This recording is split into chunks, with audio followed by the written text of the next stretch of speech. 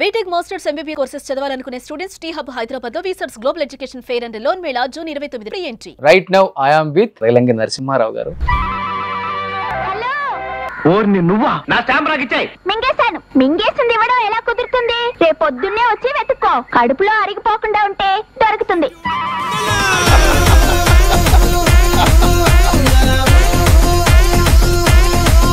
మీరున్న కామెడీకి ఇప్పుడున్న కామెడీ సినిమాలకి ఎలా చెప్తారు సార్? ఇప్పుడు భూత పురాణం అని చెప్పుకోవచ్చా, లేకపోతే ఇంకా అంతకు మించి దాటిపోయిందని చెప్పుకోవచ్చా? ఎక్స్ట్రీమ్ కి జబర్దస్త్ ఆ ప్రోగ్రామ్ లో ఒక లేడీ నువ్వు వచ్చి బొక్క పెట్టావు కదా అందండి.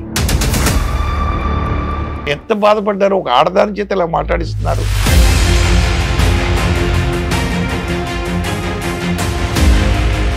ఏమీ టెక్నాలజీ లేనప్పుడే 100కి పైన సినిమాలు తీసిన డైరెక్టర్లు ఒక 7-8 మంది మనోళ్ళు ఉన్నారు. ఇప్పుడు అంత టెక్నాలజీ వచ్చింది, డబ్బు ఉంది, అయినా కానీ ఒక డైరెక్టర్ తన లైఫ్ టైం అయిపోయేలోపు 20 నుంచి 30 సినిమాలు కూడా చేయలేకపోతున్నారు. స్టోరీస్ గొప్పగా ఉన్నాయంటే ఏం లేదు, పాత సినిమాలని అటు ఇటు చేస్తున్నాం. రేలంగి గారు, మీరు మన కమిడియన్ రేలంగి గారు ఉన్నారు కదా, వాళ్ళ అబ్బాయి అని అంటుంటారు ఎక్కువ, చాలా మంది తెలియక, తెలుసా లేకపోతే? నేను వాళ్ళ అబ్బాయిని కాదు సార్. మీరు చూసినప్పుడు సుమన్ గారు అసలు ఎలా ఉండేవాళ్ళు sir? One of the super star అండి.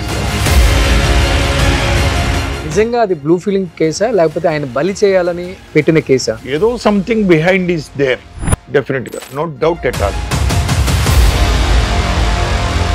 అప్పుడు రాజేంద్ర ప్రసాద్ గారు అసలు ఎలా ఉండేవాళ్ళు? ఇప్పుడు రాజేంద్ర ప్రసాద్ గారి స్పీచ్లు కొన్ని బాగా వైరల్ అవుతున్నాయి కాబట్టి టంగు బాగా స్లిప్ అవుతున్నారు, ఏదంటే అది మాట్లాడేస్తున్నారు. ఈ మధ్యన ఏమైందంటే అండి, దెబ్బ మీద దెబ్బలు కొడతా ఉన్నాయండి ఆయనకి. అమ్మాయి కూతురు ఇదవుడు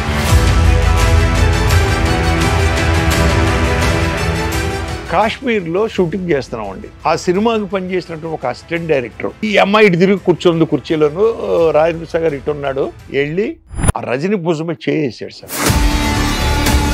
ఆ అమ్మాయి కోపం వచ్చేసింది సార్. రజనీకి లేచి నిలబడి, ఏంట్రా ఒంటిపై చేయేస్తావు.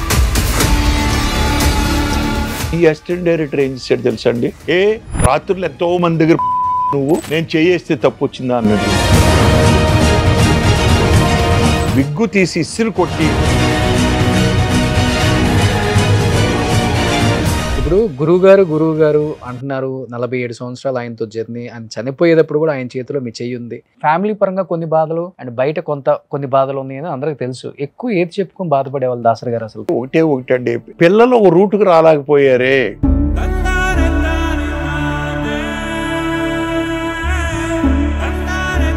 పద్మ గారు చనిపోయిన తర్వాత బాగా మానసికంగా డిప్రెషన్కి వెళ్ళిపోయాడు సార్ ఆయన.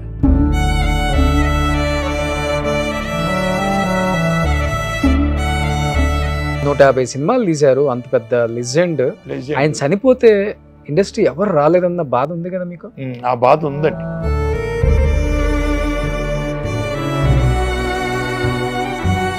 నేను ఒక చోట విన్నాను, అమ్మగారితో మీరు దాదాపు 10 నుంచి 15 సంవత్సరాలు అమ్మ అని కూడా నోటితో పిలవలేదంట. నేను తమ్ముడు పోట్లాడుకున్నప్పుడు తమ్ముడిదే తప్పు, నాది కాదు, కానీ మా మదర్ వచ్చి అక్కడి నుంచి నేను అమ్మ అని పిలవడం మానేసేస్తాను. కరెక్ట్గా ఆవిడ చనిపోయిన రోజు మా తమ్ముడు, మా చెల్లి తప్పించి ఇంకెవరూ లేవండి.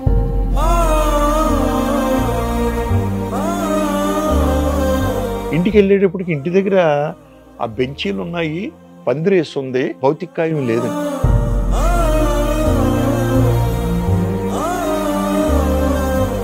మా పెదనాన్నగారిని అడిగాను, ఏంటి పెదనాన్నగారు అని. లేదురా, తెల్లారుజామున ఆవిడకి ప్రాణం వచ్చింది, మళ్ళీ తీసుకెళ్ళి లోపల పడుకోబెట్టాం. అయ్యో. మా నాన్నే నన్ను మా అక్కని చూసింది, నన్ను రమ్మందండి, మంచమే కూర్చోమందండి, సైగ చేసింది, కూర్చున్నానండి. అంటుందండి, అమ్మ అనమానండి. నన్ను బొగ్గలు నిమిరేస్తుందండి ఆవిడ అని అంటుంది. ఏంటి అర్థం కావట్లేదు. అమ్మ అని పిలిచానండి. బడబడబడ నీళ్ళు వచ్చేసినాయి సార్ మా అమ్మకి.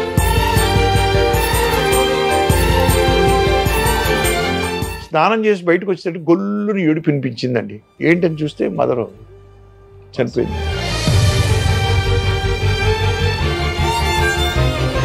అక్కడ ఆడవాళ్ళందరూ దగ్గరికి వచ్చి, చూసావు బాబు, నీ చేత అమ్మ అని పిలిపించుకోవడం కోసమే తెల్లారుజామున బ్రతికింది మళ్ళీ ఆవిడ. ఎంత అదృష్టం అయ్యా ఆవిడది. అది ఇది. Hi hello, welcome to Suman TV. నేను మీ Roshan. Right now I am with దర్శక దిగ్గజం అని చెప్పుకోవచ్చు అనమాట. ఆయన తీసిన సినిమాలన్నీ కూడా ఆల్మోస్ట్ సిల్వర్ స్క్రీన్ మీద మనం చూసిన ప్రతి సినిమా కూడా కడుపుబ్బా నవ్వించే సినిమాలు.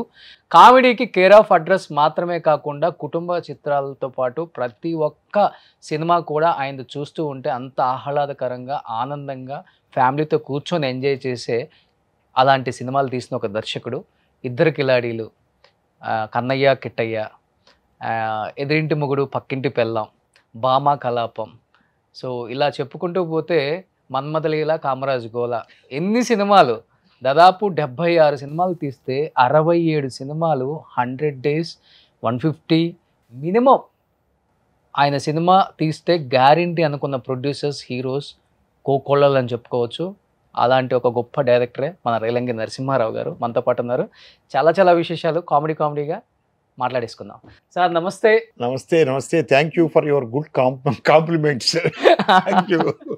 అంతే కదా సార్, ఇప్పటికీ ఈటీవీ సినిమాలో, ఈటీవీలో ఆ సినిమాలు చూస్తున్నంతసేపు ఎంత హ్యాపీగా నవ్వుకుంటాం సార్.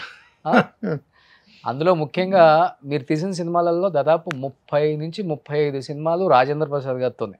అవునండి. ఒక 20 నుంచి 25 సినిమాలు చంద్రమోహన్ గారితో, ఒక 50 నుంచి 55 సినిమాలు ఇక్కడే అయిపోయింది లిస్టు. అవును, సగం జర్నీ ఇక్కడే అయిపోయింది.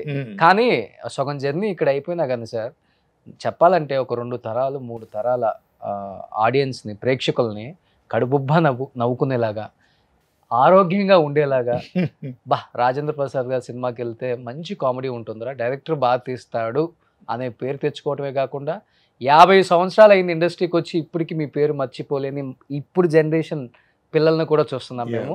ఎలా అనిపిస్తుంది ఈ జర్నీ? చాలా సంతోషం అనిపిస్తుందండి. దేవుడు ఇచ్చినటువంటి వరం అనిపిస్తూ ఉంటుంది. తర్వాత అభిమానులు పోషించడందే రేలంగి నరసింహారావు సినిమా. అప్పుడు హీరో సినిమా అని చెప్పుకోవడం అలవాటు, కానీ ఒక స్టేజ్కి వచ్చేటప్పటికి జంజాల గారి cinema, Relangi cinema, Vamsi cinema అని చెప్పుకోవడం. అంటే అంతకుముందు దాసనారాయణరావు గారు, రాఘవేంద్రరావు గారు, విశ్వనాథ్ గారు సినిమా పేర్లు చెప్పుకున్నారు. అవును, వాళ్ళ తరం తర్వాత మళ్ళీ మా తరంలో వచ్చేటప్పటికి జంజాల గారి పేరు, నా పేరు, వంశీ గారి పేరు, మరి ఇంతమంది పేర్లు, ఈవీవి గారి పేర్లు, కృష్ణారెడ్డి గారి పేర్లు అన్నీ చెప్పుకుంటున్నారంటే మరి అదృష్టమే కదండి.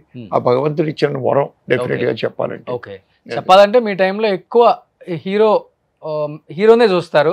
అవునండి, ఆయన ఇమేజే కనిపిస్తుంది స్క్రీన్ మీద. డైరెక్టర్ పేరు పెద్దగా తెలియదండి. ఎందుకంటే ఇప్పుడు చాలా మంది డైరెక్టర్స్ 50 సినిమాలు 100 సినిమాలు చేసిన డైరెక్టర్స్ కూడా ఉన్నారు మీ టైంలో, కానీ డైరెక్టర్స్ పేర్లు తెలియదు. కానీ ఒక సినిమా రిలీజ్ అవుతుంటే మీరు చెప్పినట్లుగానే అరే వంశీ గారి సినిమారా, అవును వాళ్ళిద్దరు ఇష్టపడ్డారు, లేకపోతే తేజ సినిమా, ఇప్పుడు నాకు తెలిసి రాజమౌళి గారి సినిమా అంటాం. ఇప్పుడు పెద్దగా చెప్పుకోరు డైరెక్టర్ల పేర్లు కూడా, చెప్పుకోరు. సూపర్ హిట్ సినిమా మళ్ళీ, కానీ డైరెక్టర్ పేరు తెలియదు. దేవుడి దయ వల్ల మీకు వచ్చిన గొప్ప అదృష్టం ఇది. అదే అదృష్టం, భగవంతుడు ఇచ్చినటువంటి వరం అండి నిజంగా. డెఫినెట్ గా సూపర్ సార్. అదే. సో మీ ఫస్ట్ గురువు గారు అంటే దాసరి గారే? ఒరిజినల్ గా గురువు గారు ఆయనే, కానీ ఫస్ట్ నేను పనిచేసినటువంటి ఇద్దరు డైరెక్టర్లలో నాకు గురువు అని చెప్పుకునేది కేఎస్ఆర్ దాస్ గారు. ఓకే, ఫస్ట్ ఒకే ఒక సినిమా చేశాను, కేఎస్ఆర్ దాస్ గారు. అంటే సెట్లో ఏమైనా తప్పు చేస్తే ఇమీడియట్లీ మందలించేవారు సార్ దాస్ గారు. ఆయన ఒక చిన్న ఇన్సిడెంట్ నేను చెప్తాను మీకండి. నేను అసిస్టెంట్ డైరెక్టర్గా ఆ సినిమాకి పనిచేస్తాను. ఊరికి ఉపకారి, చరంగారి హీరో అండి, దాంట్లో హారతి హీరోయిన్, ఎంఎస్ రెడ్డి గారి సినిమా అండి అది. అది చేస్తూ ఉన్న టైంలో ఆయన టూ ఫాస్ట్ అండి. ఎంత ఫాస్ట్ అంటే ఈ షార్ట్ కట్ అనగానే రెండో షాట్ పెట్టి క్లాప్ ఇన్ అంటాడండి. అంటే ఇప్పుడు క్లాప్ బోర్డు మీద మనకి scene number, take number, shot number ఉంటాయి. ఇవన్నీ నోట్ చేసుకోవాలి మేమండి. ఎడిటింగ్ రిపోర్ట్లు, అప్పట్లో ఎడిటింగ్ రిపోర్ట్ ఉండేది, ఇప్పుడు లేదు. ఆ డీటెయిల్స్ రాసే లోపలనే సెకండ్ షాట్ అని కూడా ఆయనండి. ఓకే, అంచేత తొందరగా ఉండేవాళ్ళం. ఆడావుల్లో ఏమైందంటే ఒకరోజు నాకు ఒక షాట్ అయిపోయిన వెంటనే ఓకే అన్నాడు ఆయన. గప్పు అసిస్టెంట్ డైరెక్టర్ అంటే ఆ రోజుల్లో క్లాప్ బోర్డు సంఖ్యలో పెట్టుకోవడం, రిపోర్ట్ సంఖ్యలో పెట్టుకోవడం, రిపోర్ట్ బుక్ ఏమండి, రాసే పెన్ ఏమో ఈ చెవిలో పెట్టుకుంటారు, ఇంకో చెవిలోనేమో శుద్ధ ముక్క అండి రాయడానికి. ఇది తుడుచుకోవడానికి గుడ్డ జేబులో పెట్టుకోవడం. Clap board okay. ఇలా ఉండేది అసిస్టెంట్ డైరెక్టర్ యొక్క పరిస్థితి ఆ రోజుల్లోనండి. షార్ట్ అవగానే కప్పు కూర్చుని నేను అటు ఇటు చూసాను, ఎవరు కనపడలేదు. క్లాప్ బోర్డు నేల మీద పెట్టండి, రోడ్డు మీద అవుట్డోర్ పోరూరులో తీస్తున్నాం, మద్రాసులో చెన్నైలో. రోడ్డు మీద పెట్టి మోకాళ్ళ మీద కూర్చుని రిపోర్ట్ బుక్ రాస్తా ఉన్నాను తొందరగా. 2 కాళ్ళు అలా వచ్చినాయండి. అలా పైకెత్తి చూస్తే దాస్ గారు ఎరా లే అన్నారండి. సార్ ఏంటి సార్ అన్నాను. క్లాప్ బోర్డ్ క్లాప్ బోర్డ్ తీసాను, లగే అన్నాడు. కళ్ళకు అద్దుకున్నాడండి. నన్ను ఫాస్ట్ అని కొట్టాడు సార్ ఆయన. సార్ ఏంటి సార్ ఇది? ఏంట్రా ఇది? ప్రొడ్యూసర్కి లక్ష్మిరా, మనకి సరస్వతిరా. అటువంటి దాన్ని నడి రోడ్డు మీద నలుగురు నడిచే రోడ్డు మీద పెట్టేసి నువ్వు రిపోర్ట్ రాస్తావా నువ్వు? అది కాదు గురువు గారు, ఎవరు లేరు ఇక్కడ చేయడానికి ఇవ్వడానికి, అందుకని ఆ పుస్తకం కింద పెట్టుకో, క్లాప్ బోర్డు పైన ఆ పుస్తకం పెట్టుకుని రాయి, తప్పేంటి? లేదు ఇదిగో ఈ కాస్ట్యూమర్ ఉన్నాడే, లేదు ఈ మేకప్ మ్యాన్ ఉన్నాడే, అంతా అయిపోయింది కదా, వాళ్ళు మేకప్లు అయిపోయినాయి, కాస్ట్యూమ్స్ అయిపోయినాయి, ఖాళీగా కూర్చుని చూస్తున్నారు షార్ట్లన్నీ, వాళ్ళకి ఎవరికైనా ఇవ్వచ్చు కదా ఒకటికి, ఇంకెప్పుడు అలా చేయకు, దృష్టిలో పెట్టుకో అన్నాడు సార్. ఈ రోజు వరకు నేను ఎందుకు మర్చిపోలేనంటే, ఈరోజు క్లాప్ బోర్డుతో పని లేదండి సినిమాకి, కానీ అయినా పూజలో మనం క్లాప్ బోర్డు పెడుతున్నాం. ఈరోజు క్లాప్ బోర్డు యొక్క ప్రాముఖ్యత అంతా చెప్పాడు సార్ ఆయన, దాస్ గారు. అది అయిపోయింది. ఇలాంటి పాఠాలు చాలా నేర్పియాడండి ఆయన. ఎగ్జాంపుల్ ఇంకోటి కూడా చెప్తాను నేను. ఊరుకొప్పకారి క్లైమాక్స్ తీస్తున్నామండి.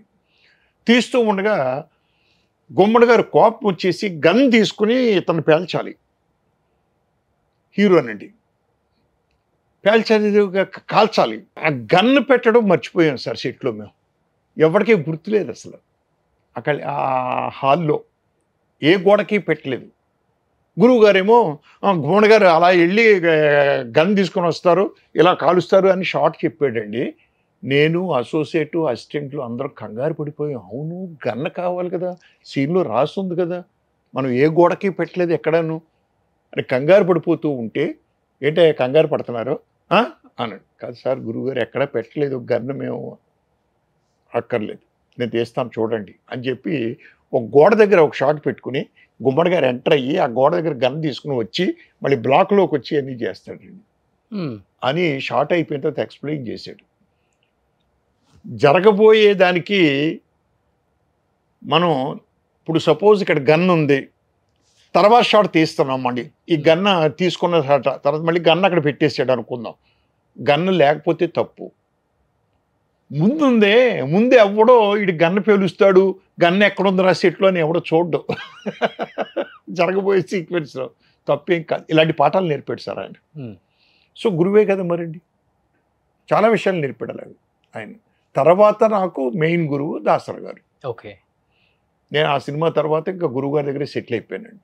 ఎన్ని ఇయర్స్ ఉన్నారు గురుగారి దగ్గర మీరు? గురువుగారి దగ్గర నేను ఒరిజినల్గా ఉండడం అయితే 71 నుంచి ఆయన దగ్గరే సార్ నేను. ఓకే.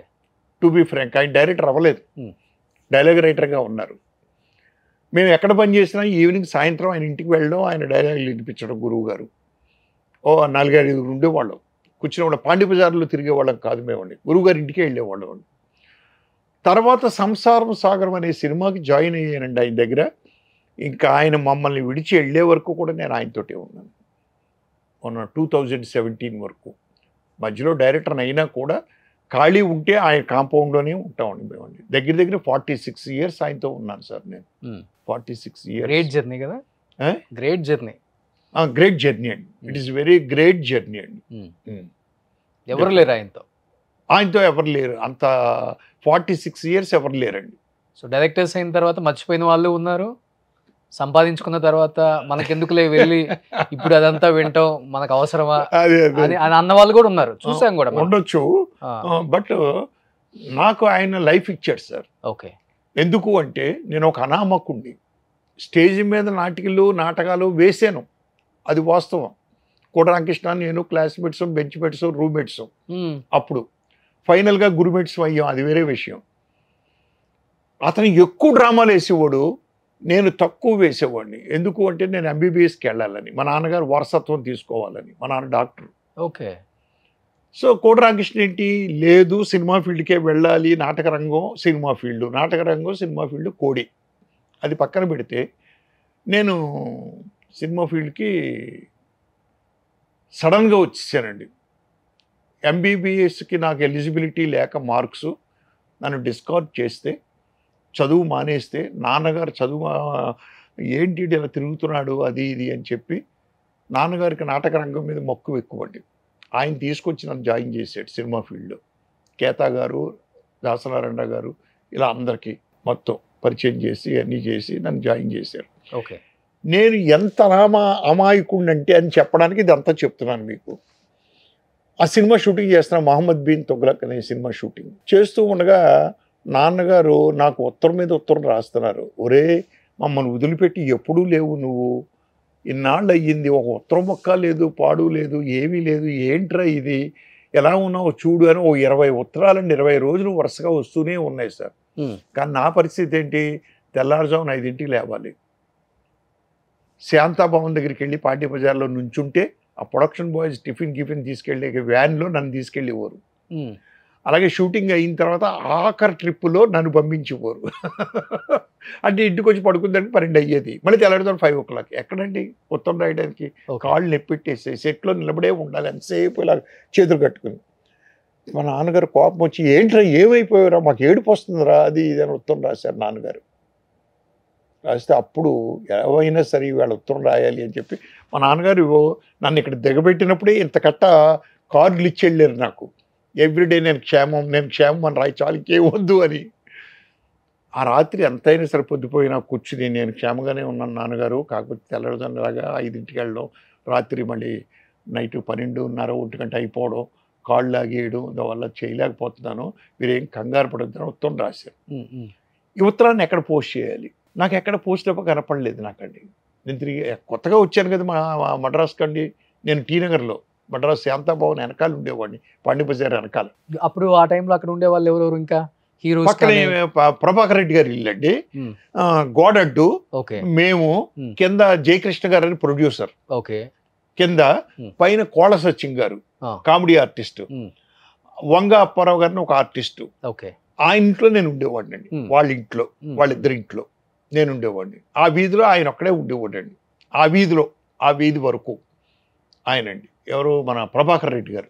ప్రభాకర్ రెడ్డి గారి ఇంటికి రైటర్స్ వాళ్ళు వీళ్ళందరూ వస్తూనే ఉండేవారు, వెళుతూనే ఉండేవారండి. గోడడ్డండి వాళ్ళకి మాకు. ఆ లెటర్ పట్టుకుని ఎక్కడ పోస్ట్ చేద్దాం, చూద్దాం, కుర్రోళ్ళని అడుగుదాం, టిఫిన్ కుర్రోళ్ళు ఉన్నారు కదా వాళ్ళ చేతి ఎవరికన్నా ఇచ్చి వేయమందాం అని చెప్పి చేతిలో పట్టుకున్నాను. సడన్గా గుర్తుకొచ్చిందండి నాకు, అవును మనం రోజు కారు దిగుతున్నామే, ఆ దిగే చోటే కరెక్ట్గా పోస్ట్ డబ్బా ఉంది కదా, దాంట్లో వేస్తే బాగుండు అనుకుని కుర్రోళ్ళని అడగకుండా కారు ఎక్కేసుకొచ్చి వెళ్ళి కారు దిగి నేరుగా టిఫిన్కి వెళ్లకుండా వెళ్ళి ఆ పోస్ట్ డబ్బాలో ఉత్తరం వేసేసి కార్డు వచ్చి టిఫిన్ చేసి సెట్లోకి వెళ్ళిపోయారు. బండిరెడ్డి నరసింహారావు గారిని చనిపోయారు, అసోసియేట్ డైరెక్టర్. నందనరావు గారు బావమరిది, ఆయన అసోసియేట్. మన సాగర్ గారు మీకు తెలిసే ఉంటుంది, ఆయన ఫస్ట్ అసిస్టెంట్ అండి ఆ సినిమాకి. నేను అప్రెంటిస్ని, ముగ్గురమే మేమండి. సో షూటింగ్లో నుంచి ఉన్నా వచ్చేటికి కొంతసేపటికి ఒక అరగంట తర్వాత ఒక మనిషి వచ్చాడండి. వచ్చి, ఏమండి ఇక్కడ రేలంగి నరసింహారావు ఎవరండి అన్నాడు. ఈయన కంగారు పడ్డాడు సాగర్ గారు. కొత్త కుర్రోడు వీడు, ఏదో తప్పు చేసి ఉంటాడు అందుకనే వచ్చాడు ఫ్లోర్ ఇన్ఛార్జ్ అడగడానికి. ఏమన్నా సార్ ఏమైనా తప్పుడు పని చేసి, అవే ఏం చేయలేదు సార్ నేను, అది ఇది మీ కళ్ళెదురుగుండానే ఉంటారు కదా సార్, ఎప్పుడు నేను బయటికి వెళ్ళను, నేను ఎక్కడికైనా అది ఇది. ఏమిటి ఏమైంది అండి, ఏమీ లేదు ఆయనకు ఉత్తరం వచ్చిందండి అన్నాడు. ఉత్తరం వచ్చిందా, ఉత్తరం రావడం ఏంటి, నేను ఇప్పుడే కదా మా నాన్నగారికి ఉత్తరం రాశాను, ఇలాగేమండి అని చూస్తే నా ఉత్తరం నాకే వచ్చింది.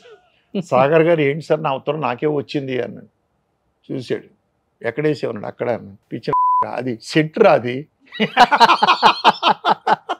సెట్టు డబ్బా, వీధి సెట్ అండి అది, ఆ వీధి సెట్లో పోస్ట్ ఆఫీస్ డబ్బా. అంత అనామకుణ్ణి 76 సినిమాలు చేసే లెవెల్కి తీసుకెళ్ళిన ఘనత కేవలం గురువు గారు. గ్రేట్ అండి, గురువు గారు సూపర్. నిజంగా 76 అన్నారు కాబట్టి కొన్ని సినిమాలు చూద్దాం, ఆయన 100 days ఆడిన సినిమాలు ఇప్పుడు కూడా మనం టీవీలో చూస్తూ నవ్వుకుంటూ ఎంజాయ్ చేసే సినిమాలు. అమ్మో బొమ్మ ఏం చెప్తారు ఒక్క మాటలో ఎక్స్పీరియన్స్ ఈ సినిమా? ఇది యాక్చువల్గా గురువు గారు తీద్దామని కొన్న సినిమా అండి. ఆయన నా డైరెక్షన్లో ఆయన తీద్దామని తీయలేకపోయారు పాపం పరిస్థితుల వల్ల. తర్వాత నేను మా చుట్టాలకు తీశానండి ఈ సినిమా. అత్యద్భుతమైన అనుభవం ఏంటంటే దాంట్లో అప్పటికే గ్రాఫిక్స్ లేవండి, మనకి డబుల్ ఎక్స్పోజర్స్ అని ఉండేవి మనకండి, అవి తీసేవాళ్ళం కష్టపడి. కానీ గ్రాఫిక్స్ లేకుండా డబుల్ ఎక్స్పోజర్ లేకుండా రామదాస్ పాడ్జే అని ఒక ఆయన బాంబేలో ఉన్నాడండి, ఆ పపెట్స్ తయారు చేస్తాడు. ఓకే. ఆయన శ్రీమతి పెద్ద షాపు. ఈ మరాఠీ సినిమా అండి ఒరిజినల్, మరాఠీ సినిమా వాళ్ళే చేశారండి. నేను వాళ్ళనే కాంటాక్ట్ చేసి తీసుకొచ్చానండి. వాళ్ళే ఆ బొమ్మల్ని నడిపించడం చేయడం అది ఇది ఇలాగా దారాలు కట్టి చేసేవారు సార్ వాళ్ళు. ఓకే. ఇప్పుడు బాంబే నుంచి తెప్పించారు అవి? బాంబే నుంచి అండి. ఓకే. ఆ బొమ్మలన్నీ బాంబే బొమ్మలండి. ప్లస్ దాన్ని హ్యాండిల్ చేసిన వ్యక్తి రామదాస్ పాడ్జే.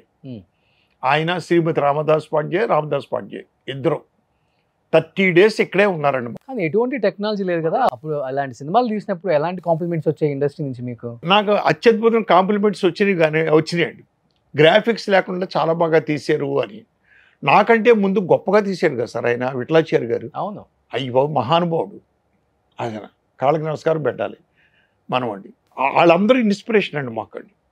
నేనే ఆశ్చర్యపోయాను, ఏంటి ఇప్పుడు గ్రాఫిక్స్ లేవు, డబుల్ ఎక్స్పోజర్ అని ఉంటుందండి. డబుల్ ఎక్స్పోజర్ అంటే ఇప్పుడు మీకు తెలిసే ఉండొచ్చు, బహుశా ఈ ఎంటీది ఎక్స్పోజ్ చేస్తాం, తర్వాత ఆ డార్క్ కట్టెల్లో దీంట్లో బ్యాక్గ్రౌండ్లో ఆ బొమ్మ ఇలా నడుచుకుంటూ వస్తున్నట్టు మనం ఏం చేస్తామంటే తాడుతో చేస్తాం. ఈ రెండు కలిపి ప్రింట్ చేస్తాడండి వాడు.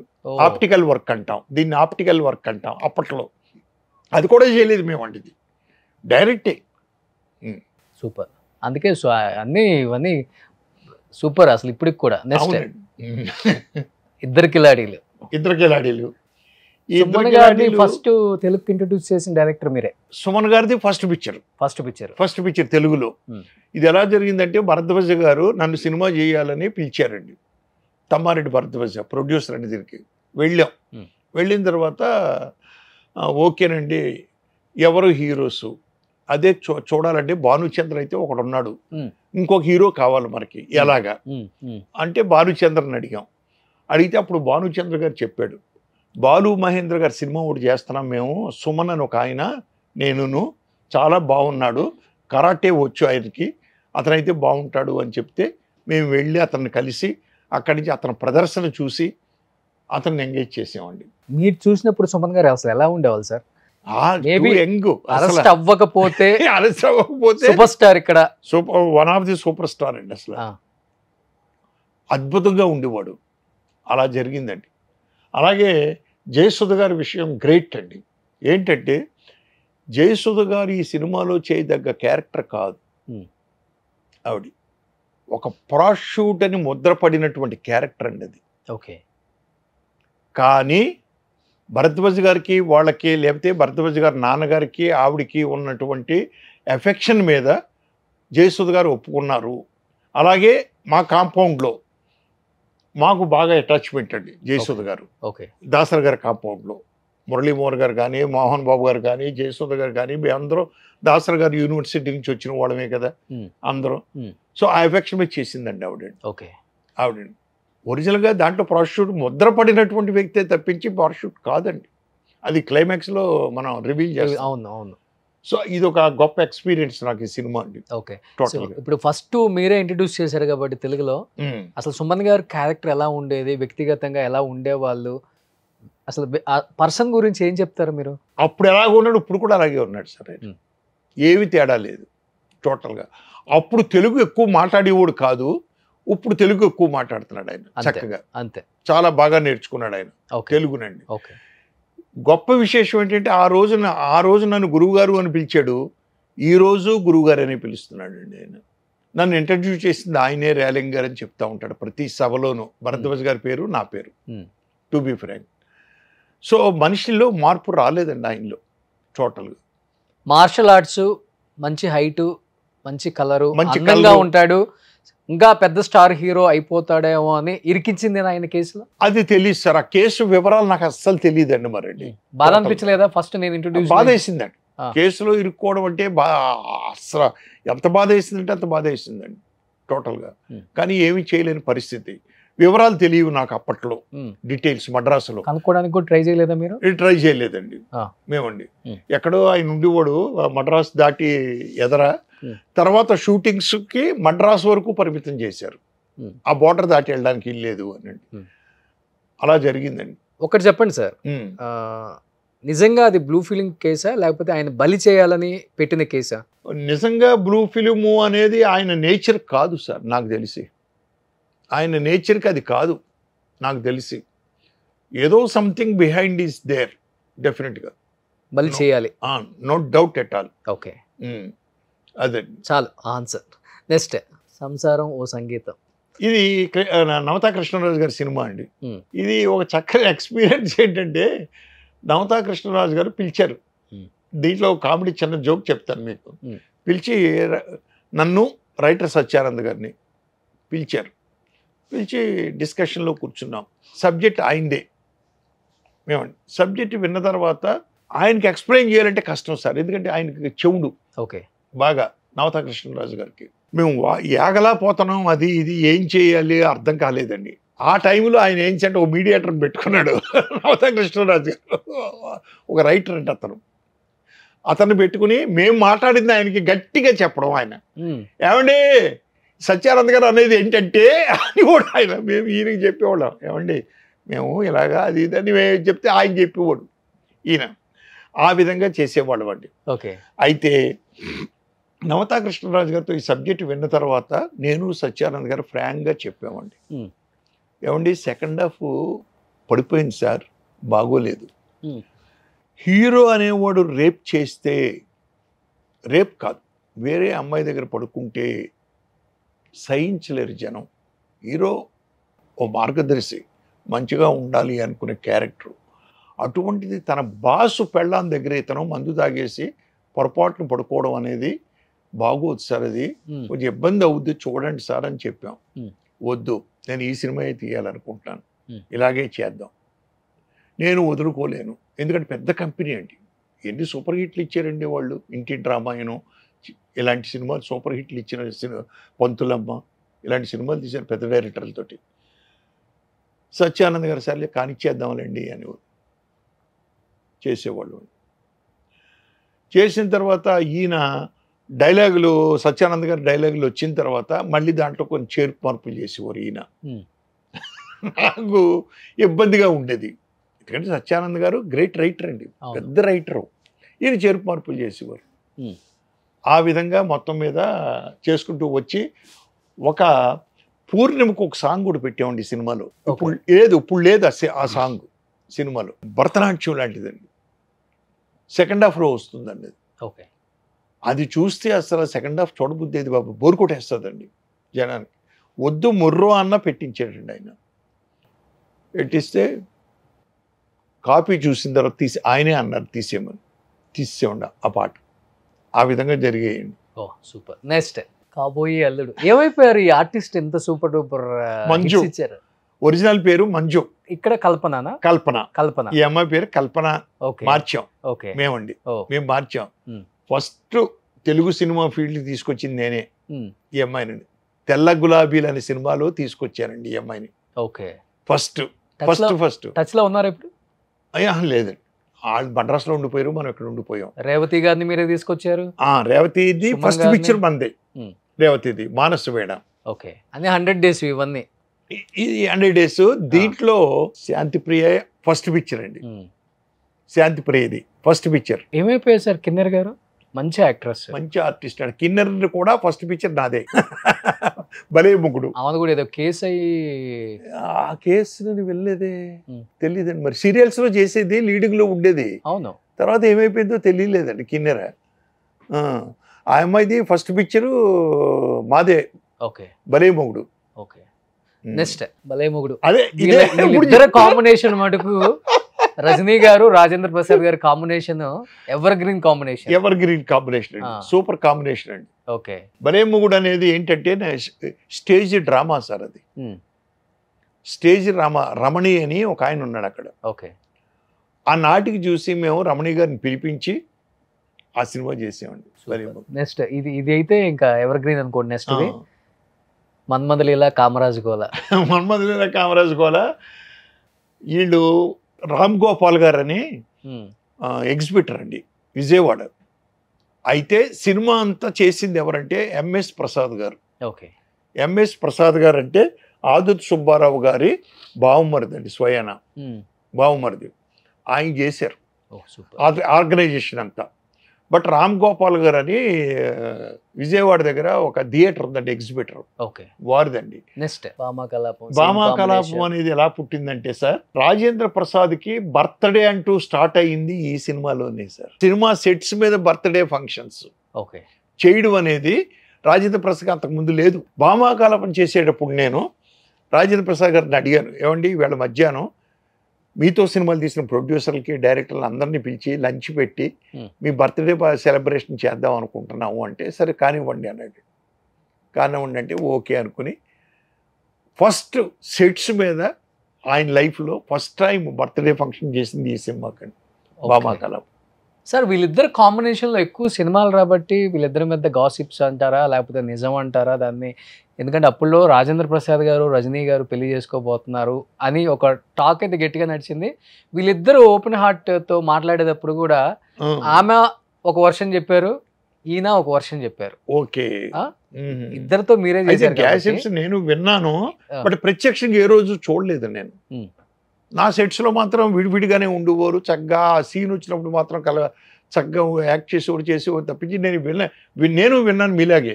ఏమని విన్నారు మీరు? ఇది గ్యాసిప్స్ పెళ్లి చేసుకోబోతున్నారు అని విన్నాను, కానీ అడగలేదా మీరు ఎప్పుడు? నేను ఎప్పుడు అడగలేదండి అలాంటి విషయాలు. గమ్మున అడగనండి నేను. రాజేంద్ర ప్రసాద్ కానీ రాజేంద్ర ప్రసాద్ నన్ను కానీ అడగడండి ఎప్పుడు. కానీ ఇంకొకటి ఉంటుంది, కేవలం పెళ్లి చేసుకోవాలని ఎక్కువ ప్రెజర్ చేయబట్టే ఆమె ఇండస్ట్రీ నుంచి తొందరగా వెళ్ళిపోయారు. అసలుకి వద్దనుకోని అది అనుకోను సార్, ఎందుకంటే సినిమా ఫీల్డ్లో సినిమాలు వస్తానా కొద్ది వేరే వాళ్ళతోటి మనం జనరల్గా వెళ్ళాం. ఇప్పుడు నేనున్నాను, ఇంత గ్యాప్ వచ్చినా కూడా సినిమా ఫీల్డ్ నుంచి వెళ్ళిపోవాలనే ఆశ ఏమీ లేదండి. ఇంకా రావాలి, సినిమా చేయాలి అనే ఆత్రమే ఎప్పుడు కూడా ఒక ఆర్టిస్ట్కి కానీ టెక్నీషియన్ కానీ అలాగ ఉంటుందండి ఎప్పుడు కూడా. ఎందుకో తెలియదండి, ఇది కళాతృష్ణ అన్నవండి, సంపాదన అన్నవండి, లేకపోతే నలుగురు పొగుడుతున్నారు అనండి, ఏదో ఒకటి.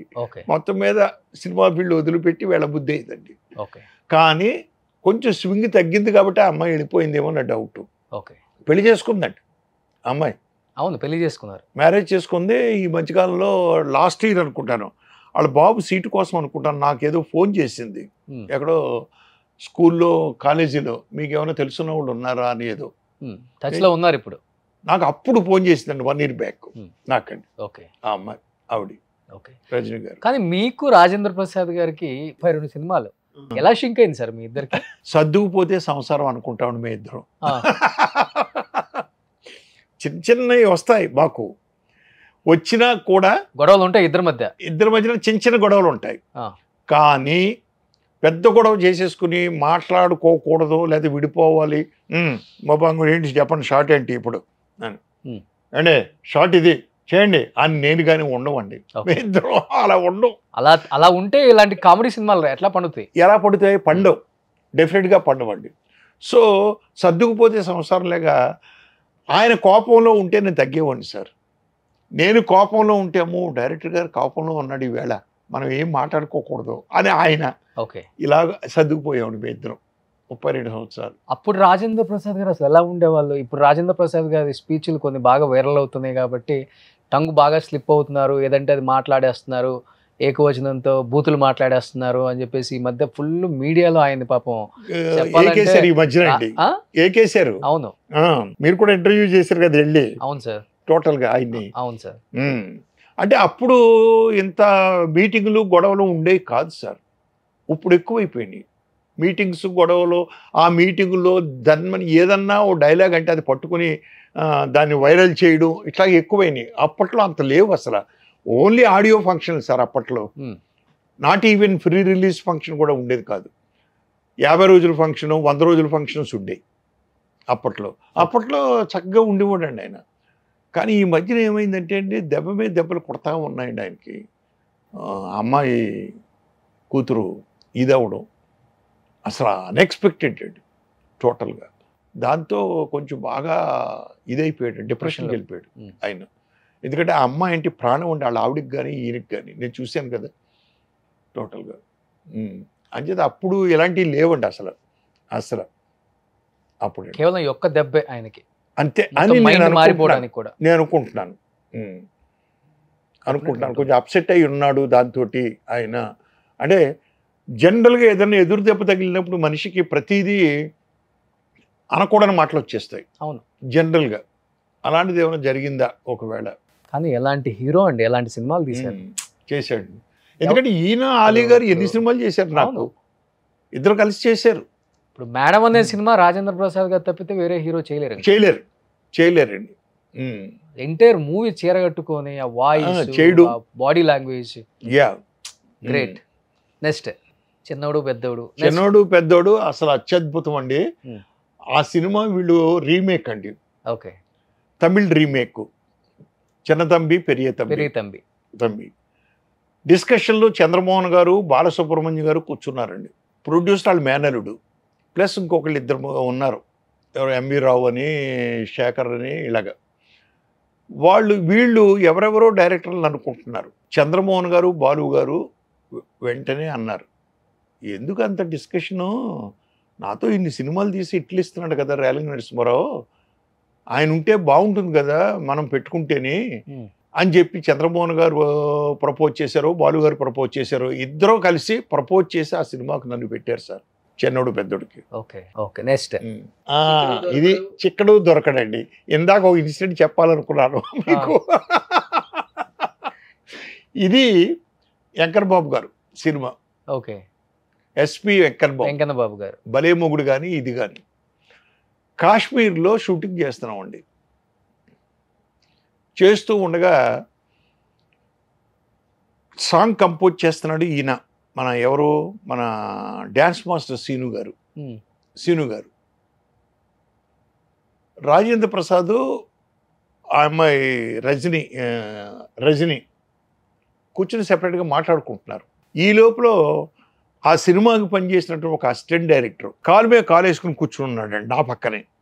సీను మాస్టర్ గారికి దొబ్బిదేలు వచ్చి ఏంటి డైరెక్టర్తో పాటు ఈక్వల్గా వెళ్ళి కాలు మీద కాలు వేసి కూర్చున్నాడు, నా దగ్గరికి నుంచోవచ్చు కదా, రెడీ అయితే ఆర్టిస్టులను పిలవచ్చని.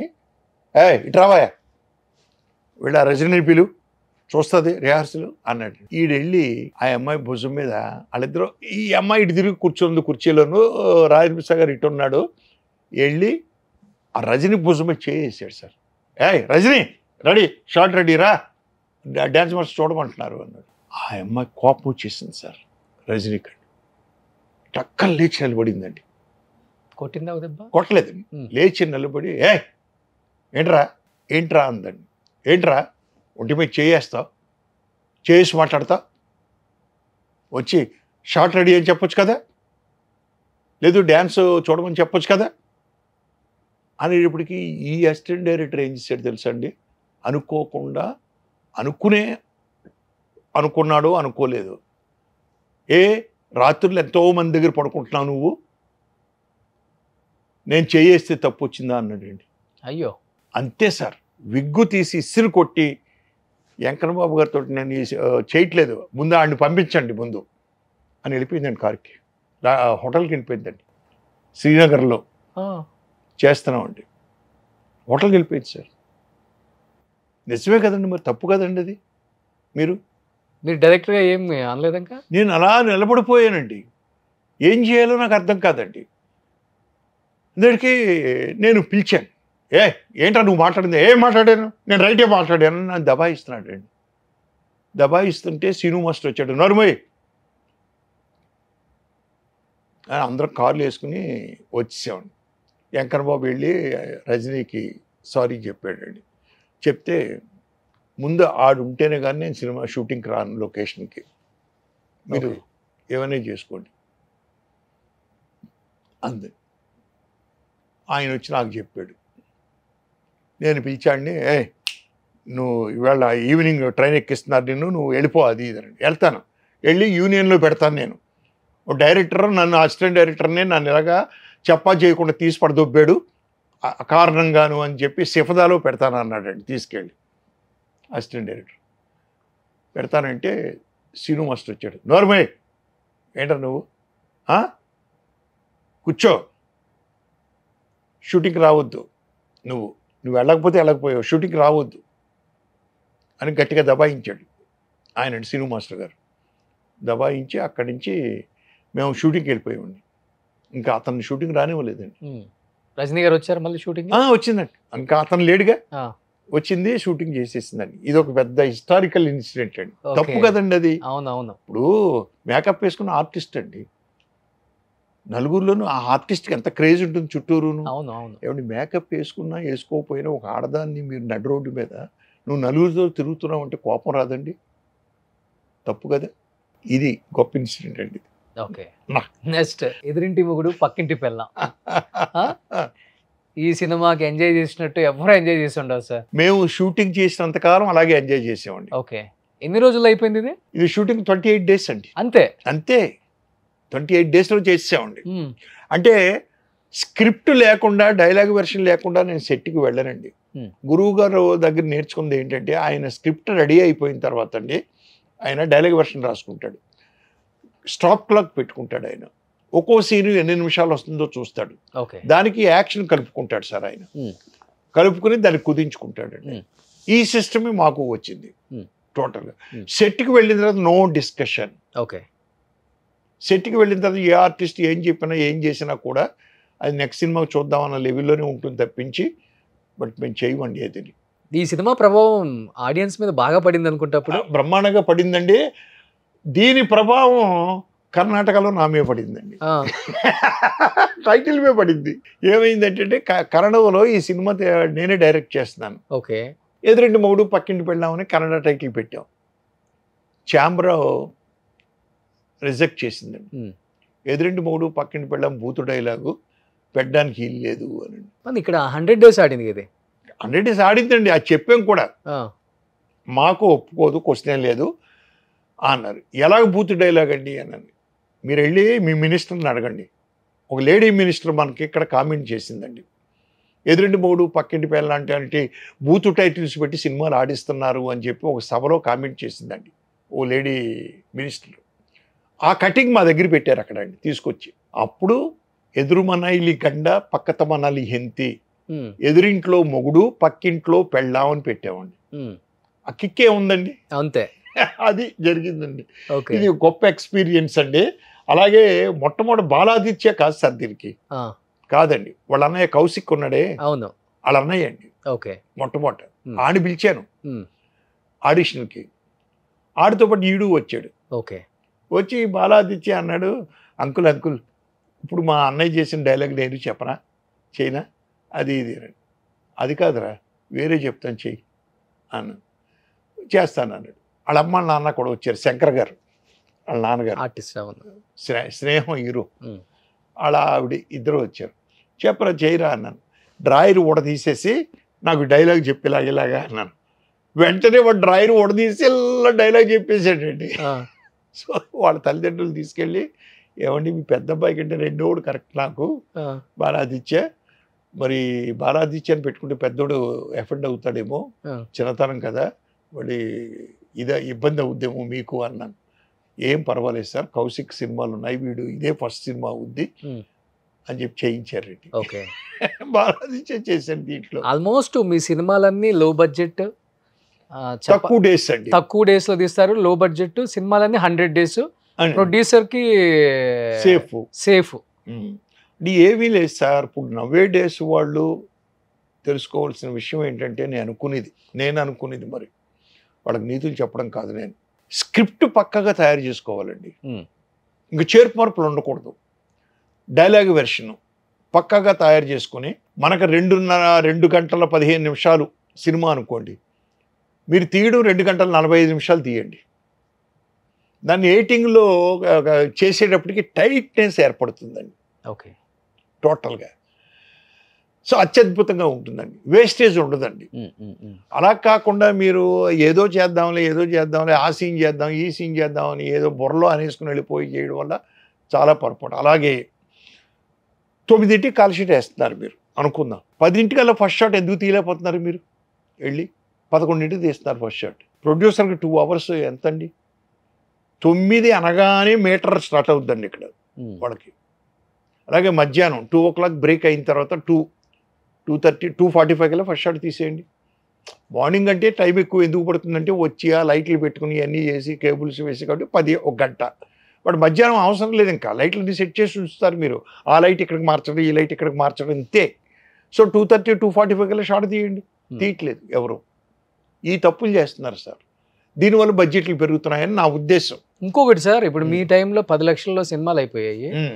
ఇప్పుడు 10 లక్షలు పర్ డే హీరోయిన్ కి, క్యారవాన్ కి, వాళ్ళ స్టాఫ్ కి అవుతున్నాయి. అప్పుడు క్యారవాన్ ఖర్చు అవుతుంది. చెప్పాలంటే ఆ సినిమాలో ఏమన్నా బాక్స్ ఆఫీస్ దగ్గర బంపర్ హిట్లా అంటే అటర్ ఫ్లాప్లే, మళ్ళీ అటర్ ఫ్లాప్లే. అందరూ ఓటీటీలో చూస్తున్నారు.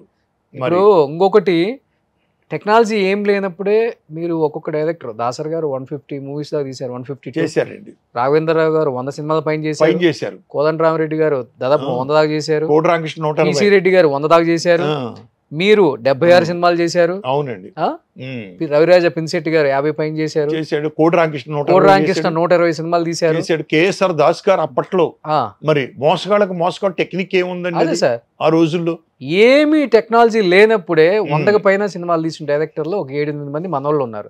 ఇప్పుడు అంత టెక్నాలజీ వచ్చింది, అందరు డేట్లు అవైలబిలిటీ ఉన్నాయి, డబ్బు ఉంది, అయినా కానీ ఒక డైరెక్టర్ తన లైఫ్ టైం అయిపోయేలోపు 20 నుంచి 30 సినిమాలు కూడా చేయలేకపోతున్నారు. ఏం చెప్తారు దానికి మీరు?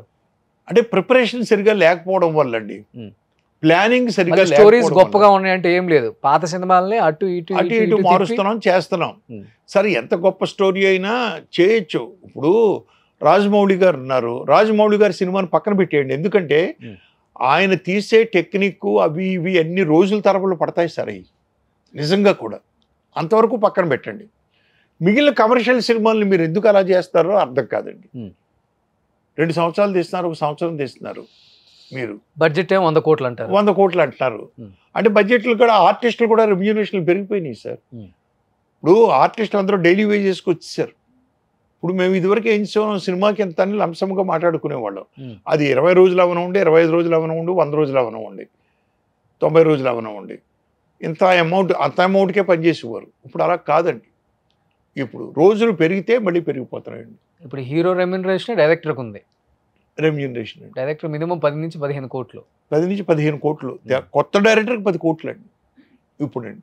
అలాగ అయిపోయిందండి. నాశనం అయ్యేది ప్రొడ్యూసరే కదా, ప్రొడ్యూసర్ అలవాటు చేశారు, ప్రొడ్యూసరే నాశనం అవుతున్నారు చివరికి వచ్చి. అదండి. మీ రోజుల్లో సినిమా పోయిందంటే మళ్ళీ సినిమా తీసిస్తారు, ప్రొడ్యూసర్కి అవును, డేట్లు ఇస్తారు. లేవు, ఎథిక్స్ లేవండి ఇప్పుడు, ఎథిక్స్ లేవు ఇప్పుడు. కానీ మీరున్న కామెడీకి ఇప్పుడున్న కామెడీ సినిమాలకి ఎలా చెప్తారు సార్? ఇప్పుడు భూత పురాణం అని చెప్పుకోవచ్చా, లేకపోతే ఇంకా అంతకు మించి దాటిపోయిందని చెప్పుకోవచ్చా ఎక్స్ట్రీమ్ కి? అంటే ఇప్పుడు మేము కొంతమంది తీస్తున్నారండి, భూత పురాణం అనేది కొంతమంది తీస్తున్నారు. అంటే జబర్దస్త్ చూస్తున్నారు కదా, బ్రహ్మాండంగా ఎంజాయ్ చేస్తున్నారు కదా ఫ్యామిలీ అంతా అని అప్పట్లో అనేవారు. ఇప్పుడు కొంతమందే తీస్తున్నారు. బట్ ఇప్పుడు మన ఇతను ఉన్నాడు అనిల్ రాపూడి, భూత్ ఏం తీయట్లేదే, ఎక్స్ట్రాడినరీగా ఉంటాయి, ఎక్స్ట్రాడినరీగా తీస్తున్నాడు కామెడీ, మరి సూపర్గా తీస్తున్నాడు. మారుతి ఎప్పుడైనా తీసాడా? మారుతి అండి డబుల్ మీనింగులతోటి తీయలేదు. మా కృష్ణారెడ్డి గారు చెప్పుకుంటూ పోతే ఉన్నారండి, ఎందుకు తీయట్లేదు, తీస్తున్నారు. బట్ కొంతమంది ఒకళ్ళిద్దరు, కొంతమంది ఏం చేస్తున్నారంటే పాడు చేస్తున్నారండి. ఇందాక ఒక టీవీలో వస్తున్న ప్రోగ్రామ్ చూశానండి. ఆ ప్రోగ్రాంలో ఒక లేడీ, అంటే ప్రైవేట్ ప్రోగ్రాం, నువ్వు వచ్చి బొక్క పెట్టావు కదా అందండి. తప్పు కదా అది, డైలాగ్ ఎంత తప్పు డైలాగ్ అండి అది, ఒక ఆడది. ఇందాక మీ ఇంటర్వ్యూ వచ్చే ముందే చూశాను నేను, ఎంత బాధపడ్డారు. ఒక ఆడదాని చేత ఇలా మాట్లాడిస్తున్నారు టీవీలో ప్రోగ్రామ్ అండి. అలాగ అయిపోయినాయి. అదే నిజాతి నీచంగా ఉంది ఇప్పుడు కామెడీ. కొంతమంది మాత్రం జెంటిల్గా తీస్తున్నారండి. అవును, ఎంజాయ్ చేయొచ్చు. అనిల్ రావుపూడి గారు కృష్ణారెడ్డి తీశారు, సంక్రాంతి వస్తున్నాం. ఇప్పుడు ఆ చిన్న కుర్రడు పంచి ఒక్కటి చాలు కదండి, అది ఎంత గొప్ప పంచి అండి. ఆ కారులో తీసుకుని వస్తాడు, వెంకటేష్ వాళ్ళు ఇంట్లోంచి వస్తారు, ఏట్రా ఎవర్రా వచ్చింది అంటే నీ సెకండ్ సెటప్. ఇది ఎక్కడ డబుల్ మీనింగ్ ఎక్కడుంది ఇక్కడ? ఎంత ఎంజాయ్ చేసాం మనం. అలాంటివి ఎన్నో పెట్టాడు ఆయన దాంట్లో. సంక్రాంతికి వస్తున్నాను అంటే మైండ్ని బట్టి ఉంటుంది సార్. చెప్పాలంటే ఇప్పుడున్న జనరేషన్స్కి కొంత రిలీఫ్ ఇచ్చే సినిమాలు అంటే అనిల్ రావిపూడి అనిల్ రావిపూడి ఎందుకంటే ఒకప్పుడు డెఫినెట్గా మనం జంధ్యాల గారు లేకపోతే మీ సినిమాలు అవును లేకపోతే ఈవి సత్యనారాయణ గారి సినిమాలు ఇవి వంశీ చూసి ఎంజాయ్ గారు. చేసేవాళ్ళం వంశీ గారు ఆ తర్వాత అనిల్ రావిపూడి గారు అవునండి. ఇప్పుడు ఇప్పుడు అనిల్ రావిపూడి బాగా చేస్తున్నాడు, స్క్రిప్ట్లు అయ్యింది బ్రహ్మాండంగా చేసుకుంటున్నాడు. అవును. కానీ ఏంటి సార్ మీ ఫ్యామిలీ బ్యాక్గ్రౌండ్ ఏంటి అసలుకి? ఎందుకంటే నేను ఒక చోట విన్నాను, అమ్మగారితో మీరు దాదాపు 10 నుంచి 15 సంవత్సరాలు అమ్మ అని కూడా నోటితో పిలవలేదంట అసలుకి. అంటే అంత అన్ని సంవత్సరాలు కాదు కానండి, ఒక 2-3 ఏళ్ళు నేను పిలవలేదండి. జనరల్గా ఇంట్లో జరిగే ఇన్సిడెంట్ జరుగుతాయి. మా నాన్నగారు డాక్టర్ సార్, మా ఫాదరు నన్ను డాక్టర్ని చేయాలి, ఆర్ఎంపీ డాక్టరు. కానీ ఎంబీబీఎస్ని మించి ఫాలోయింగ్ ఉండేదండి ఆయనకండి పాలకొల్లులో. అంటే పేదలకి ఎంతసేపు ఫ్రీ చేయడం, ఫ్రీ. సంవత్సరానికి ఒకసారి సత్యనావ్రతం చేసేవాళ్ళం. సత్యనావ్రతానికి ఆ ఫ్రీగా చేయించుకున్న వాళ్ళందరూ కూడా వచ్చి 100 రూపాయలు 200 చదివించేవారు. అంతే తప్పించండి ఇది కాదు. మా మదరు ఓ రోజు ఏం జరిగిందంటే అండి, నేను తమ్ముడు పోట్లాడుకున్నప్పుడు, తమ్ముడిదే తప్పు నాది కాదు, నాది రైట్, కానీ మా మదర్ వచ్చి తమ్ముడు సమర్థించింది. న్యాచురల్గా చిన్నోడు సమర్థిస్తారు కదా, ఒరే పోన్లేరా ఆడు చిన్నోడు ఏదో అన్నాడు, నువ్వేంటి ఆడు అన్నంత మాత్రం నువ్వు ఏంటి అలా చేయడు అని మందలించేటప్పుడు నాకు పౌరుషం వచ్చిందండి, కోపం వచ్చిందండి. చిన్నప్పుడు మరీ చిన్నప్పుడు కాదులేండి, కొంచెం వయసు వచ్చిన తర్వాత ఇంకా అక్కడి నుంచి నేను ఆవిడతో మాట్లాడడం మానేశాను సార్. నేను అమ్మ అని పిలవడం మానేశాను అసలు. ఓకే. మాట్లాడేసి మా ఇంట్లో మా సిస్టర్ ఉండేదండి శాంతి అని, పెళ్ళయి వెళ్ళిపోయింది. అయినా ఇంటికి వెళితే శాంతి భోజనం పెట్టు, శాంతి స్నానానికి నీళ్లు పెట్టు, అమ్మ అని పిలవకుండా ఆవిడికే శాంతి అని తగిలించి చెప్పేవాడినండి. ఆవిడ ఇవన్నీ మర్చిపోయి పాపం లోపల ఎంత బాధపడుతుందో మాకు తెలియదు. భోజనాలు పెట్టేది అన్నీ చేసేది. సినిమా ఫీల్డ్కి వచ్చేసాను. సినిమా ఫీల్డ్ అయిపోయిన తర్వాత ఆవిడకి క్యాన్సర్ వచ్చింది. క్యాన్సర్కి మద్రాస్ తీసుకెళ్ళి ట్రీట్మెంట్ చేయించాం. అయినా కూడా ఇండెఫినిట్ అని చెప్పారు. అయిపోయింది, తీసుకొచ్చాం, ఇంటి దగ్గర పెట్టేశాం. కరెక్ట్గా ఆవిడ చనిపోయిన రోజు అక్కడ మా తమ్ముడు, మా చెల్లి తప్పించి ఇంకెవరూ లేవండి. మా అక్క లేదు, రెండో అక్క లేదు, నేను లేను, మా నాన్నగారు లేరు. ఓకే. మా నాన్నగారు ఏదో పని మీద బయటికి వెళ్ళారు. మా పెదనాన్నగారు అందరికీ ఫోన్లు చేశారు సాయంత్రం నైటు, ఇలా చనిపోయిందిరా అబ్బాయి, నాన్న లేడు, అక్కలకు కూడా చెప్పాను నేను, అది ఇది. ఒక అక్క ఏమో ఎక్కడో డార్జిలింగ్లో ఉంటుందండి ఆవిడ, బాగ్డోగ్రా అని అక్కడ ఉంటుంది ఆవిడ. ఎయిర్ ఫోర్స్లో పనిచేస్తున్నాడు బావగారు. వాళ్ళు రావడానికి టైం పడుతుంది పెద్ద అక్క. రెండో వాళ్ళేమో కొత్తగూడెం, చెల్లెలేమో విజయవాడ. కాబట్టి మా మదర్కి ఒంట్లో బాగాలేదని ఇంట్లోనే ఉంటుందండి ఆవిడ చూసుకుంటూ. తమ్ముడు ఉన్నారు. సరే అని నేను నైట్ బ్యాచిలర్ క్వార్టర్స్లో ఉండేవాడిని. గబగబా ప్రయాణం అయ్యి స్టేషన్కి వెళ్ళాను మా ఫ్రెండ్స్ తోటి. వెళ్తే ట్రైన్ వెళ్ళిపోయిందండి. ఎలాగ ట్రైన్ వెళ్ళిపోయింది, అదే లాస్ట్ ట్రైన్, ఇంక లేదు, ఏం చెయ్యాలి? పొద్దున్నే కోరమండల్కి బయలుదేరదాం, కోరమండల్కి బయలుదేరితే 1:30కి అక్కడ దిగుతాం విజయవాడలో, అక్కడి నుంచి 2 o'clock ట్రైన్ ఉంది, అది పట్టుకుని వెళదామని చెప్పి అనుకున్నామండి. వెళ్ళాను అలాగే పొద్దున్నే కోరమండలో పట్టుకుని 2 o'clockకి ప్లాట్ఫామ్ దిగి ఆ 2 o'clock ఎక్కవలసిన ట్రైన్లోకి వెళ్ళాను సార్. బోగీలన్నీ ఖాళీగా ఉన్నాయి, ఇంకా జనం రాలేదు అప్పటికి. ఇంకా గంట టైం ఉంది బయలుదేరడానికి, 1 to 2. వెళ్ళేదడికి ఒక బోగీలో ఆ చివరిని మా నాన్నగారు కూర్చుని ఏడుస్తున్నారండి శూన్యంలోకి చూస్తూ. అంటే ఆయన ఆ ట్రైన్ క్యాచ్ చేశారు వచ్చి. నేను వెళ్ళాను, నాన్నగారు చూశాను, కూర్చున్నాను, అలాగా నాకు కళ్ళం నీళ్ళు వచ్చేస్తున్నాయి. ఈ లోపల కొత్తగూడెం నుంచి వచ్చే మా అక్క చూడండి, యాదృచ్ఛికం ఇదంతా సినిమా సీన్లాగే వచ్చి నా ఎదురుగుండా కూర్చుందండి ఆవిడ. ఆ భోగిలోనే ఎక్కి బోర్ నెట్చేసిందండి నన్ను మా నాన్నని చూసి. అప్పుడు మా నాన్నగారు టర్న్ అయ్యారు. సరే ఇది అయిపోయిన తర్వాత వెళ్ళాం పాలకొల్లండి. వెళ్ళిన తర్వాత దిగి ఇంటికి వెళ్ళామండి. ఇంటికి వెళ్ళేటప్పటికి ఇంటి దగ్గర ఆ బెంచీలు ఉన్నాయి, పందిరేసి ఉంది, భౌతికాయం లేదండి. ఏంటి భౌతికాయం లేదు, ఎలా జరిగింది ఏంటి అది ఇది అని చెప్పి గబగబా లోపల మా పెదనాన్నగారిని అడిగాను, ఏంటి పెదనాన్నగారు అని. లేదురా, తెల్లారుజామున ఆవిడకి ప్రాణం వచ్చింది, మళ్ళీ తీసుకెళ్ళి లోపల పడుకోబెట్టాం. అయ్యో. అన్నీ లోపల తీసుకెళ్ళారండి. సూపర్. ఆ మంచం మీద పడుకుని ఉంది ఆవిడండి. మాట పడిపోయింది. చుట్టూ జనం ఉన్నారు, మా ఊళ్ళు అందరూ, ఆడవాళ్ళు మగాళ్ళు అందరూ. గబగబా మమ్మల్ని అందరినీ చూసింది, మా నాన్నని నన్ను మా అక్కని చూసింది, నన్ను రమ్మందండి, మంచం మీద కూర్చోమందండి, సైగ చేసింది, కూర్చున్నానండి. అంటుందండి. అమ్మా అని మంది. అమ్మ హనుమానండి. నాకు అర్థం కావట్లేదు. ఆడ ముఖం వీళ్ళ ముఖం చూస్తూ ఉంటే ఒక ఆడావిడ చెప్పింది, పెద్ద ఆవిడ, లేదు బాబు ఒక్కసారి అమ్మ అని పిలవమంటుంది ఆవిడ. నాకు అసలు ఏడుపు వచ్చేసిందండి. నేను అమ్మ అని అలాగే పట్టుకుని నన్ను బొగ్గలు నిమిరేస్తుందండి ఆవిడ. అని అంటుంది. ఏంటి అర్థం కావట్లేదు. అమ్మ అని పిలిచానండి. బడబడబడ నీళ్ళు వచ్చేసినాయి సార్ మా అమ్మకి. అలాగా ఆనందపడిపోతుందన్నమాట అండి. ఆనంద బాష్పాలనాలో ఏడుపనాలో తెలియదండి. నేను గుండెల మీద పడి ఏడ్ చేస్తున్నాను. కొంతసేపు అయిన తర్వాత వీళ్ళు లేపి, లేదు బాబు ఇప్పుడే వచ్చారు కదా, టైర్డ్ అయ్యారు, వెళ్ళి స్నానాలు చేసి టిఫిన్లు చేయండి అని చెప్పి అన్నారండి. పొద్దున 6ంటికి లేచాం, స్నానం చేశాను. స్నానం చేసి బయటకు వచ్చేటట్టు గొల్లుని ఏడుపు వినిపించిందండి. ఏంటని చూస్తే మదరు చనిపోయింది. అక్కడ ఆడవాళ్ళందరూ దగ్గరికి వచ్చి, చూసావు బాబు నీ చేత అమ్మ అని పిలిపించుకోవడం కోసమే తెల్లారుజామున బ్రతికింది మళ్ళీ ఆవిడ, ఎంత అదృష్టం అయ్యి ఆవిడది. అది జరిగింది ఇన్సిడెంట్. నిజంగా అసలు చూడండి, తల్లి ప్రేమ అంటే ఎంత గొప్పదో చూడండి సార్. అసలు నేను అందుకనే ఏ కాలేజీకి వెళ్ళినా, స్కూల్స్కి వెళ్ళినా ఇది చెప్తానండి ఇన్సిడెంట్. తల్లిని మించిన దైవం కొట్టలేదు. అలాగే గురువుల గురించి 2 ఇన్సిడెంట్లు ఉన్నాయి, అవి కూడా చెప్తా ఉంటాను. ఎన్ని సంవత్సరాలు అయింది జరిగి సార్? నేను సినిమా ఫీల్డ్కి వచ్చిన కొత్తలో సార్, ఇది అసిస్టెంట్ డైరెక్టర్గా పనిచేస్తున్న కొత్తలో. 40-45 ఏళ్ళు అయింది. మా మదర్ చనిపోయింది ఏంటంటే అండి, మర్చిపోయాను, 79 అండి మా మదర్ చనిపోయింది. ఇప్పటికీ ఆ ఇన్సిడెంట్ చెప్తుంటే మీ కళ్ళమ్మటి ఎలా నీళ్ళు తిరుగుతుంది. అవునండి, 79లో చనిపోయిందండి మా అమ్మ.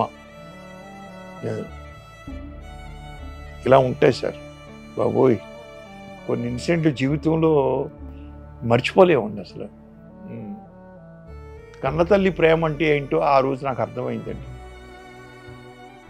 కొడుకు మీద తల్లికి ఎంత ప్రేమ ఉంటుంది, గొప్ప ప్రేమ అది. నేను జనరల్గా టీవీల్లో సినిమాలు వస్తూ ఉంటే పాత సినిమాలు పెద్దగా చూడనండి. ఈ వేళ 10ంటికి రెడీ అయిపోయాను నేను. సరే 11ంటికి కదా మన కారు వచ్చేది అని టీవీ చూస్తా కూర్చున్నాను. ఈ టీవీలో అగ్గి రాముడు అని వెంకటేష్ సినిమా వస్తుంది. చూస్తే శారద గారి క్యారెక్టర్ తల్లి క్యారెక్టర్ అండి. ఇంకా లేకపోతే లేదు నాకండి. మీ నన్ను పికప్ చేయడానికి వచ్చిన ఆయన ఫోన్ చేశాడు 10:30కే, లేదండి నన్ను 11:30 రమ్మన్నారని చెప్పాను. మళ్ళీ 11:30 దాకా అలాగే కూర్చొని ఉన్నానండి చూస్తూ. తల్లి కొడుకుల అనుబంధం మీద సినిమా అది. అవును, అత్యద్భుతం అండి, అసలు చాలా బాగుంది. నేను అసలు చెప్పాలంటే ఈటీవీ సినిమాలు చూసి నేను ఎక్కువ పాత వాళ్ళని రీకలెక్ట్ చేసుకొని మళ్ళీ ఇంటర్వ్యూలు చేయడం స్టార్ట్ చేశాను సార్. మంచి పని చేశారు, మంచి పని అండి. ఎందుకంటే ఈటీవీ వాళ్ళే పాత సినిమాలు వేస్తారు, ఇంకెవరో వెయిట్ లేదండి టోటల్గా. అవును, ఆ చెన్నైలో ఉన్న పాత వాళ్ళని అందరూ గుర్తు చేస్తున్నారు. అవును, ఆ తల్లి కొడుకుల అనుబంధం మీద సినిమా అది ఎంత అత్యద్భుతంగా డైలాగ్స్ అండి బాబోయ్. ఎవరో అని చూశానండి, పరుచూరు గోపాలకృష్ణ గారు, పరుచూరు బ్రదర్స్, సూపర్ అండి. అవును, బాగుంటుంది సినిమా కూడా, చాలా బాగుంది. ఇప్పుడు లవ్ మ్యారేజ్ అండి మీది? లేదండి, అరేంజ్డ్. బెంగళూరు అండి మా మిస్సెస్ది. ఓకే, తెలుగు కాదు, తెలుగు వాళ్ళే, దే సెటిల్డ్ ఇన్ బెంగళూరు. మా మామగారిది కోలార్ అండి, మా మామగారిది కోలార్. ఓకే, మా అత్తగారిదేమో నాకు అక్క వరుస అవుద్దండి, మా ఇంటి గోడడ్డండి మనం అండి. వాళ్ళు అక్కడికి వెళ్ళి సెటిల్ అయ్యారు ఎప్పుడో. ఈ అక్కని అక్కడ ఇచ్చారు కోలార్, వాళ్ళు తెలుగు వాళ్ళే.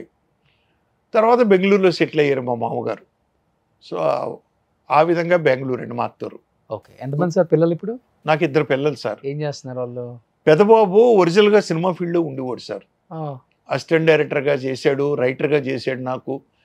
నాకు కథ ఇచ్చాడు, ప్రేమించుకున్నాం పెళ్ళికి రండి అని. ఓకే, సినిమా తీసాను నేను, ఆదిత్య, ఓము, రేఖ వీళ్ళందరితోటి తీసాను. తర్వాత సినిమా ఫీల్డ్ వద్దనుకుని అతను, అంటే ముక్కుసూటి వ్యవహారం అండి మా ఊడిది, ఇక్కడ పనికిరాదు. మనం ముక్కుసూటిగా వెళ్ళేమంటే అవుట్. ఇక్కడ మనకి ఇష్టం లేకపోతే కొంచెం సైలెంట్గా కూర్చోవడం బెటర్ తప్పించి సినిమా ఫీల్డ్లో మీరు ముక్కుసూటిగా వెళ్ళారంటే దెబ్బడిపోతారు. ఓకే, వద్దన్నాడు. వద్దున్న అన్నాను నేను అని. హిప్నోథెరపిస్ట్ అండి, హిప్నోథెరపీ అంటే మానసిక వైద్యం సార్, మా ఊడినే ఇచ్చేది. ఓకే, అది కౌన్సిలింగ్ చేస్తూ ఉంటాడు. ఇప్పుడు ఇంట్లోనే పైన సెకండ్ ఫ్లోర్లో రూమ్ ఉంది. ఎవరైనా అపాయింట్మెంట్ తీసుకున్నప్పుడు అక్కడ తీసుకెళ్ళి కౌన్సిలింగ్ చేస్తూ ఉంటాడు. రెండో బాబు అమెరికా అండి, సినిమా ఫీల్డ్కి సంబంధం లేదు. సో డెలైట్లో పనిచేసేవాడు. ఇద్దరు వెల్ సెటిల్డ్. ఇద్దరు వెల్ సెటిల్డ్. ఓకే. ఇద్దరు. పెద్దబాబు మన దగ్గరే ఉంటాడు ఇంట్లో. కానీ ఇన్ని సూపర్ డూపర్ హిట్ సినిమాలు తీశారు, ఎందుకు మధురానగర్లో ఇప్పటికి చిన్న ఇంట్లో ఉంటున్నారు? మీ బ్యాచ్ అంతా బంజారా హిల్స్, జూబ్లీ హిల్స్లో పెద్ద పెద్ద కోటల్లో ఉన్నారు.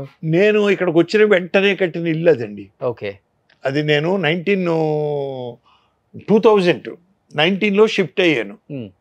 షిఫ్ట్ అయినప్పుడు ఇక్కడే ఇల్లు చూసుకుని కట్టుకుందామని అక్కడ చూసుకుని ఇల్లు కట్టుకున్నానండి.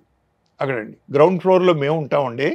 ఫస్ట్ ఫ్లోర్లోనేమో మా పెదబాబును కోళ్ళు వాళ్ళు. ఓకే. సెకండ్ ఫ్లోర్లోనేమో ఇప్పుడేమో 2 రూములండి. ఒకటి మా వాళ్ళ కౌన్సిలింగ్ రూము, ఒకటేమో అమెరికా అబ్బాయి వాళ్ళ ఫ్యామిలీ వస్తే ఒక రూమ్ అండి అక్కడ. నేను వచ్చాను మీ ఇంటికి అదేనండి అప్పుడు. అక్కడ ఉంటున్నామండి. అదేండి. సో అక్కడి నుంచి కూడా పెద్ద లగ్జరీగా ఉండాలి, పెద్ద కార్లు వాడాలి ఎప్పుడు కూడా నాకు ఎప్పుడు లేదండి. సాదాసీదా ఎందుకు సార్, నేను స్టిల్ మారుతి కారు వాడుతూ ఉంటే 800 మారుతి కారు మద్రాసులో ఉన్నప్పుడు అదే. ఇక్కడికి వచ్చిన తర్వాత అదే అయితే మా అబ్బాయి బలవంతంగా మార్పించాడు. టాటా నెక్సాన్ అండి ఇప్పుడు. మధ్యలోనేమో యాక్సెంట్. ఓకే. మధ్యలో యాక్సెంట్ ఇప్పించాడు. ఏంటి నాన్నగారు ఇంకా మారుతి 800 వేసి తిరగడం ఏంటి అది ఇది అని అది ఇప్పించాడు యాక్సెంట్. ఆ యాక్సెంట్ అయిపోయిన తర్వాత ఇప్పుడు టాటా నెక్సాన్. ఓకే. సో మీరు తీసుకున్న టాప్ రెమ్యునరేషన్ అంటే అన్ని సూపర్ డూపర్ హిట్ సినిమాలు కదా, ప్రొడ్యూసర్కి బాగా డబ్బులు వచ్చిన సినిమాలు 5 లక్షలు సార్, అంతే. అంతకు మించి ఎప్పుడు తీసుకోలేదు. ఈ 5 లక్షల్లో కూడా దగ్గర ఒక 50% ప్రొడ్యూసర్, 50% అమౌంట్ ఎగ్గొట్టేశారండి. అబ్బా. అడగేవాడిని కాదేమో ఎప్పుడు. లేకపోతే ఈ పాటికి ఎన్ని బిల్డింగ్లు కట్టి ఉండేవాడిని అండి నేను 76 సినిమాలకి. ఓకే. అదే అంటే అప్పట్లో 5 లక్షలు అంటే సూపర్ అండి. ఓకే. అప్పట్లో మేము అప్పట్లో సార్, నేను ఓ జంజాల్ గారు కానీ మీరు వంశీ గారు తీసుకోండి, ఎవరైనా సరే మేము అమౌంట్ మీద కాన్సన్ట్రేట్ చేసేవాళ్ళం కాదండి. ప్రొడ్యూసర్కి ఒక సినిమా చేయాలి, ఆడు నిలబడాలి, అది చేయమండి. ఇంకో 10 సినిమాలు మనతో చేయాలి, మళ్ళీ 10 సినిమాలు మనతో చేయాలి ఆ ప్రొడ్యూసరు. కానీ మీతో చేసిన ప్రొడ్యూసర్లు అందరూ జూబ్లీ హిల్స్ సాంగ్ ఉన్నారుగా? కొంతమంది ఉన్నారండి, కొంతమంది ఉన్నారు. ఓకే. కానీ రేలంగి గారు, మీరు మన కమిడియన్ రేలంగి గారు ఉన్నారు కదా, వాళ్ళ అబ్బాయి అని అంటుంటారు ఎక్కువ, చాలా మంది తెలియక, తెలుసా లేకపోతే? కాదండి, నేను వాళ్ళ అబ్బాయిని కాదు సార్. నాకు వరుసగా పెదనాన్న గారు అవుతారు, దూరపు బంధువు. ఓకే. సినిమా ఫీల్డ్కి వచ్చే వరకు కూడా నాకు తెలియదండి. తర్వాత చెప్పారు మా పెదనాన్న గారు అవుతారు వరుసకి, మా నాన్నగారికి అంతా ఒకటే కమ్యూనిటీ మేమండి, దూరపు బంధువు. రాధమ్మ పెళ్ళి అని సినిమా చేసినప్పుడు మేము ఆయన ఇంట్లో ఆఫీస్ పెట్టాము, Neelakanta Mehta street. Okay. T నగర్లో. కృష్ణ గారి ఇల్లు, రేలంగి గారి ఇల్లు ఆపోజిట్ అండి, డైరెక్ట్ ఆపోజిట్. గ్రౌండ్ ఫ్లోర్లో మేము ఆఫీస్ తీసుకున్నాం రాధమ్మ పెళ్ళి. 5th ఫ్లోర్లో రేలంగి గారు ఉండేవారు. రేలంగి గారు అబ్బాయి సత్యనారాయణ బాబు గారితో పరిచయాలు నాకండి, వాళ్ళ మనవాళ్ళతోటి వాళ్ళందరితోటి ఇప్పటికీ పరిచయాలు బాగా ఉన్నాయండి నాకు. సత్యనారాయణ బాబు గారు చనిపోయారు అనుకోండి, వేరే విషయం. ఈ రేలంగి గారి దగ్గర నేను వెళ్ళి ఎప్పుడు కూడా ఏమండి నేను నా పేరు రేలంగి నరసింహరావు అని అదని ఇదని ఎప్పుడు చెప్పలేదు, నేను కలవలేదు. కానీ ఆయన ఆ సినిమాలో యాక్ట్ చేసాడు రాధమ్మ పెళ్ళిలో. యాక్ట్ చేస్తూ ఉంటే అప్పటికే ఆర్థరైటిస్ వచ్చి కాళ్ళు పడిపోయి ఇలా కూర్చుని ఉండేవాడు. 2 మనుషులు చెరుకు పక్కన లేపేవారు, కూర్చోబెట్టేవారు, తీసుకెళ్ళేవారు ఇలాగ. ఓ రోజు సెట్లో నన్ను పిలిచాడు, నేను కూర్చొని షార్ట్ లేనప్పుడు, షార్ట్ గ్యాప్లో, బాబు ఇట్రా అమ్మా అన్నాడు. వెళ్ళాను. నమస్తే సార్, చెప్పండి సార్, ఏంటి సార్ అన్నాడు. నీ పేరేంటయ్యా, ఏ ఊరయ్యా నీది అన్నాడు. పాలకొల్లు సార్. ఎవరబ్బాయి పాలకొల్లు? డాక్టర్ రేలంగి శ్రీరంగనాయకులు గారి అబ్బాయిని సార్. ఓ రంగడ కొడుకువా, ఓకే. నీ పేరేంటి? రేలంగి నరసింహారావు సార్. ఏంటేంటి అన్నాడండి ఇలాగా. రేలంగి నరసింహారావు సార్ అన్నాను. అందరికీ రేలంగి ఎందుకు అయ్యింది? మా ఇంటి పేరు సార్. ఆహా, లేదు, ఈ రోజు నుంచి నువ్వు ఉత్తి నరసింహారావు అంతే.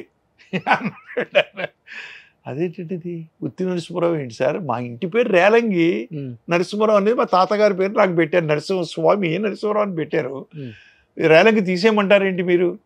అది ఇది అన్న. మరి మీరు రేలంగి వెంకటరావు గారు కాదు సార్, మీ ఇంటి పొరతోటి పోయి పిలుస్తున్నారు కదా అందరూ మిమ్మల్ని ఆయన ఉత్తరాలంగే అంటారు కదా అసలు. ఆయన ఉత్తరాలంగే అంటారు, వెంకటరామయ్య గారు అనరు కదా మిమ్మల్ని సార్, మరి నన్ను తీసేయమంటారు ఏంటి అని. కదా ఇట్రా అన్నాడు. దగ్గరికి వెళ్ళాను, ఒంగునాను.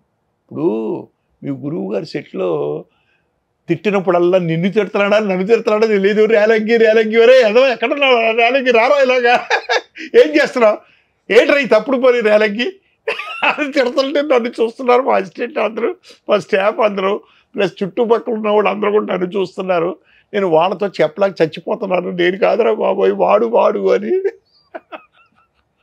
ఓకే, నేను చెప్పలేను సార్, అంత ధైర్యం నాకు లేదు ఆయనకి, మీరు చెప్పండి సార్ అన్నాడు.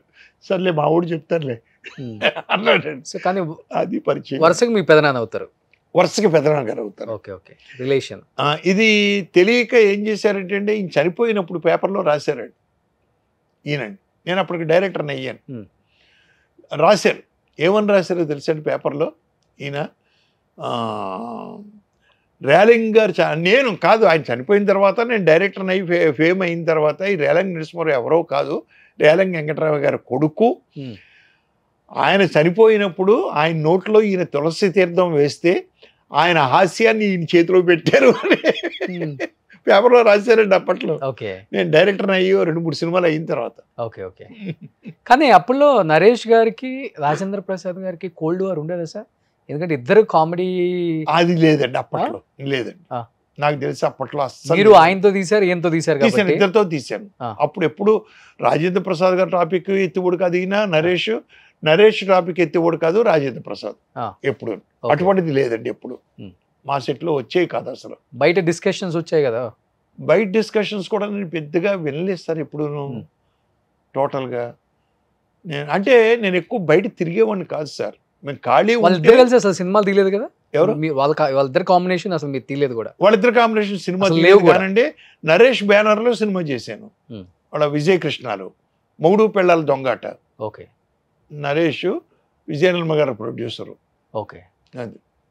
సో ఇప్పుడు మీరు పాలకొల్లు అబ్బాయి కాబట్టి, సో పాలకొల్లు అంటే మాకు అల్లు రామలింగే గారు, చిరంజీవి గారు, చలం గారు వీళ్ళందరూ గుర్తొస్తుంటారు.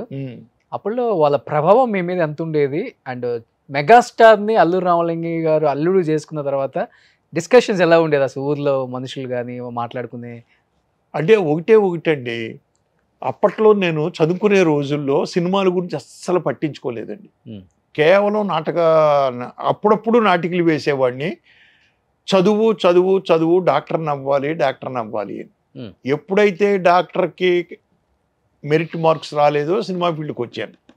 అది అయిపోయిన తర్వాత అల్లు రామలింగే గారు, చిరంజీవి గారు సంబంధం నేను సినిమా ఫీల్డ్కి వచ్చిన తర్వాతే కుదిరిందండి నాకు తెలిసి. మధ్యవర్తి నాకు తెలిసి జయకృష్ణ గారు, నాకు తెలిసి. అందుకనే జయకృష్ణ గారు అంటే ప్రాణం చిరంజీవి గారికి కానీ అల్లు రామలింగే గారికి కానీ, వాళ్ళిద్దరికి. అందరికి ఆయన అల్లుడు చేసుకున్నాడు అన్నదడికి అందరూ సంతోషించారు. మంచి ఆర్టిస్ట్ని చేసుకున్నాడు ఆయన అల్లుడిని, అది ఇది అని. చిరంజీవి గారితో నాకు పెద్ద పరిచయాలు లేవు, కానీ వాళ్ళ తోడలుడు వెంకటేశ్వరరావు గారు నాకు ఫ్యామిలీ డాక్టర్ అండి, మద్రాసు నుంచి. మద్రాసు నుంచి ఫ్యామిలీ డాక్టర్ అండి మాకడి టోటల్గా. కానీ అక్కడికి వెళ్ళినా కూడా చిరంజీవి గారి టాపిక్ వచ్చేది కాదు. ఆయన ఎంతసేపు వైద్యం గీజ్యం అన్నీ చేసి పంపించేవారు మాకడి. తర్వాత అనుకున్నామండి మేమండి, అల్లు రామలింగ గారు, చిరంజీవి, అరవింద్ గారి కాంబినేషన్ గొప్ప కాంబినేషన్, అసలు సూపర్, అసలను గొప్పగా ఉంది. అల్లు రామలింగ గారిది చిరంజీవి గారికి ఉపయోగపడింది, చిరంజీవి గారిది పైకి వచ్చి తర్వాత అల్లు రామలింగ గారి ఫ్యామిలీకి ఉపయోగపడింది అని మేము గర్వకారణంగా ఫీల్ అయ్యేవాళ్ళం. అందులో ఇంకోటి ఏంటంటే అందరూ పాలకొల్లు, ఆయన మొగల్తూరు, ఎవరు చిరంజీవి గారు మొగల్తూరు అంటే దగ్గరే టోటల్గానండి. సో చాలా గ్రేట్ అసలు మన పాలకొల్లు పీపుల్ అనుకునేవాళ్ళం. ఇంతమంది ఒక మెగాస్టారు పక్క ఊరే మంది అనేటప్పటికీ గ్రేట్ కదండి మాకు. ఇది పక్కన పెడితే అంతకుముందు రామలింగయ్య గారు, పినిశెట్టి శ్రీరామూర్తి గారు రైటరు, రవిరాజ ఫాదర్ అండి, అలాగే చలం గారు, కోళ్ళ సత్యం గారు, వీళ్ళందరూ పాలకొల్లు వాస్తవ్యులు. నల్లరామూర్తి అండి, వెరీ బిగినింగ్ కమెడియన్ నల్లరామూర్తి గారు, ఆయన, వీళ్ళందరూ అసలు. తర్వాత వచ్చిన వాళ్ళం కోడి రామకృష్ణ, నేను, పినిశెట్టి రవిరాజ పుట్టి పెరిగిందంతా మద్రాసు అండి, కానీ పాలకొల్లు ఆల్మోస్ట్ ఆల్ పాలకొల్లే కదా ఇంకా. పాలకొల్లు ఇప్పుడు రూట్స్ ఉన్నాయి వాళ్ళకి. సో పాలకొల్లులో ఇంతమంది గ్రేట్ పీపుల్ మేము ఉన్నటువంటి ప్లేస్లో ఒక మెగాస్టార్ గారు ఉన్న ప్లేస్లో మేము ఉన్నాము అంటే, ఓ రామలింగం గారి ప్లేస్లో మేము ఉన్నాము అంటే ఎంత గ్రేట్ అండి. పాలకొల్లందరూ ఇప్పుడు ఫుల్ వైరల్ చేస్తారు ఈ రీల్. పాలకొల్లు అంటే మామూలు కాదురా బాబు అని. అలాగే రామలింగయ్య గారు నన్ను గురువు గారి షూటింగ్లో వాటిల్లో మా డాక్టర్ గారు అబ్బాయి అండి, డాక్టర్ గారు అబ్బాయి ఇటు రాబాయా, డాక్టర్ గారు అబ్బాయిని పిలిచేవాడు నన్నండి రామలింగ గారు అస్తమానం. కానీ ఇప్పుడు గురువు గారు అంటున్నారు 47 సంవత్సరాలు ఆయనతో జర్నీ. ఆయన చనిపోయేటప్పుడు కూడా ఆయన చేతిలో మీ చెయ్యి ఉంది. ఆయన చెప్పాలంటే ఒక మూలస్తంభం ఇండస్ట్రీకి. ఆయన వస్తున్నారంటే భయపడతారండి. అవునండి. అమ్మో వద్దయ్యా మనకెందుకు అవసరం ఆయనతో. ఒక పెద్ద సినిమా వచ్చిందంటే చిన్న సినిమా థియేటర్లో నుంచి తీసేస్తున్నా అన్నా కానీ ఒప్పుకోరు ఆయన. నీ అంతు చూస్తాననే దాకా ఆయన పోతారు ఆయన. అలాంటి వ్యక్తి తర్వాత ఇండస్ట్రీలో ఎవరు లేరు అనుకోండి. అంత ఆర్టిఫిషియల్ వాళ్ళే ఉన్న వాళ్ళు కూడా మేము పెద్ద ఇండస్ట్రీకి అని చెప్పుకునే వాళ్ళందరూ ఆర్టిఫిషియల్. ఇప్పుడు వాళ్ళు ఏమన్నా అనుకోని అదే బయట నడుస్తుంది మాట కూడా. ఆయన ఒక్కడే నిలబడ్డాడండి. దాసరి పద్మ గారు ఎలా నిలబడ్డారో ఆమె తర్వాత ఆయన కూడా అంతే నిలబడ్డారు. అలాంటి వ్యక్తికి కూడా చనిపోయే ముందు ఒక 4-5 సంవత్సరాల ముందు కూడా ఆయనకు కూడా చెప్పుకోలేని బాధలు బయటికి. నువ్వే ఇండస్ట్రీకి నువ్వే పెద్ద మూలస్తంభం అనుకుంటావు, నీకే ఇన్ని సమస్యలు ఉన్నాయా, నువ్వు మళ్ళీ మాకు న్యాయం చెప్పడానికి వస్తున్నావా అంటారేమన్న భయంతో కూడా చెప్పుకోలేని పరిస్థితి వచ్చింది ఆయనకి.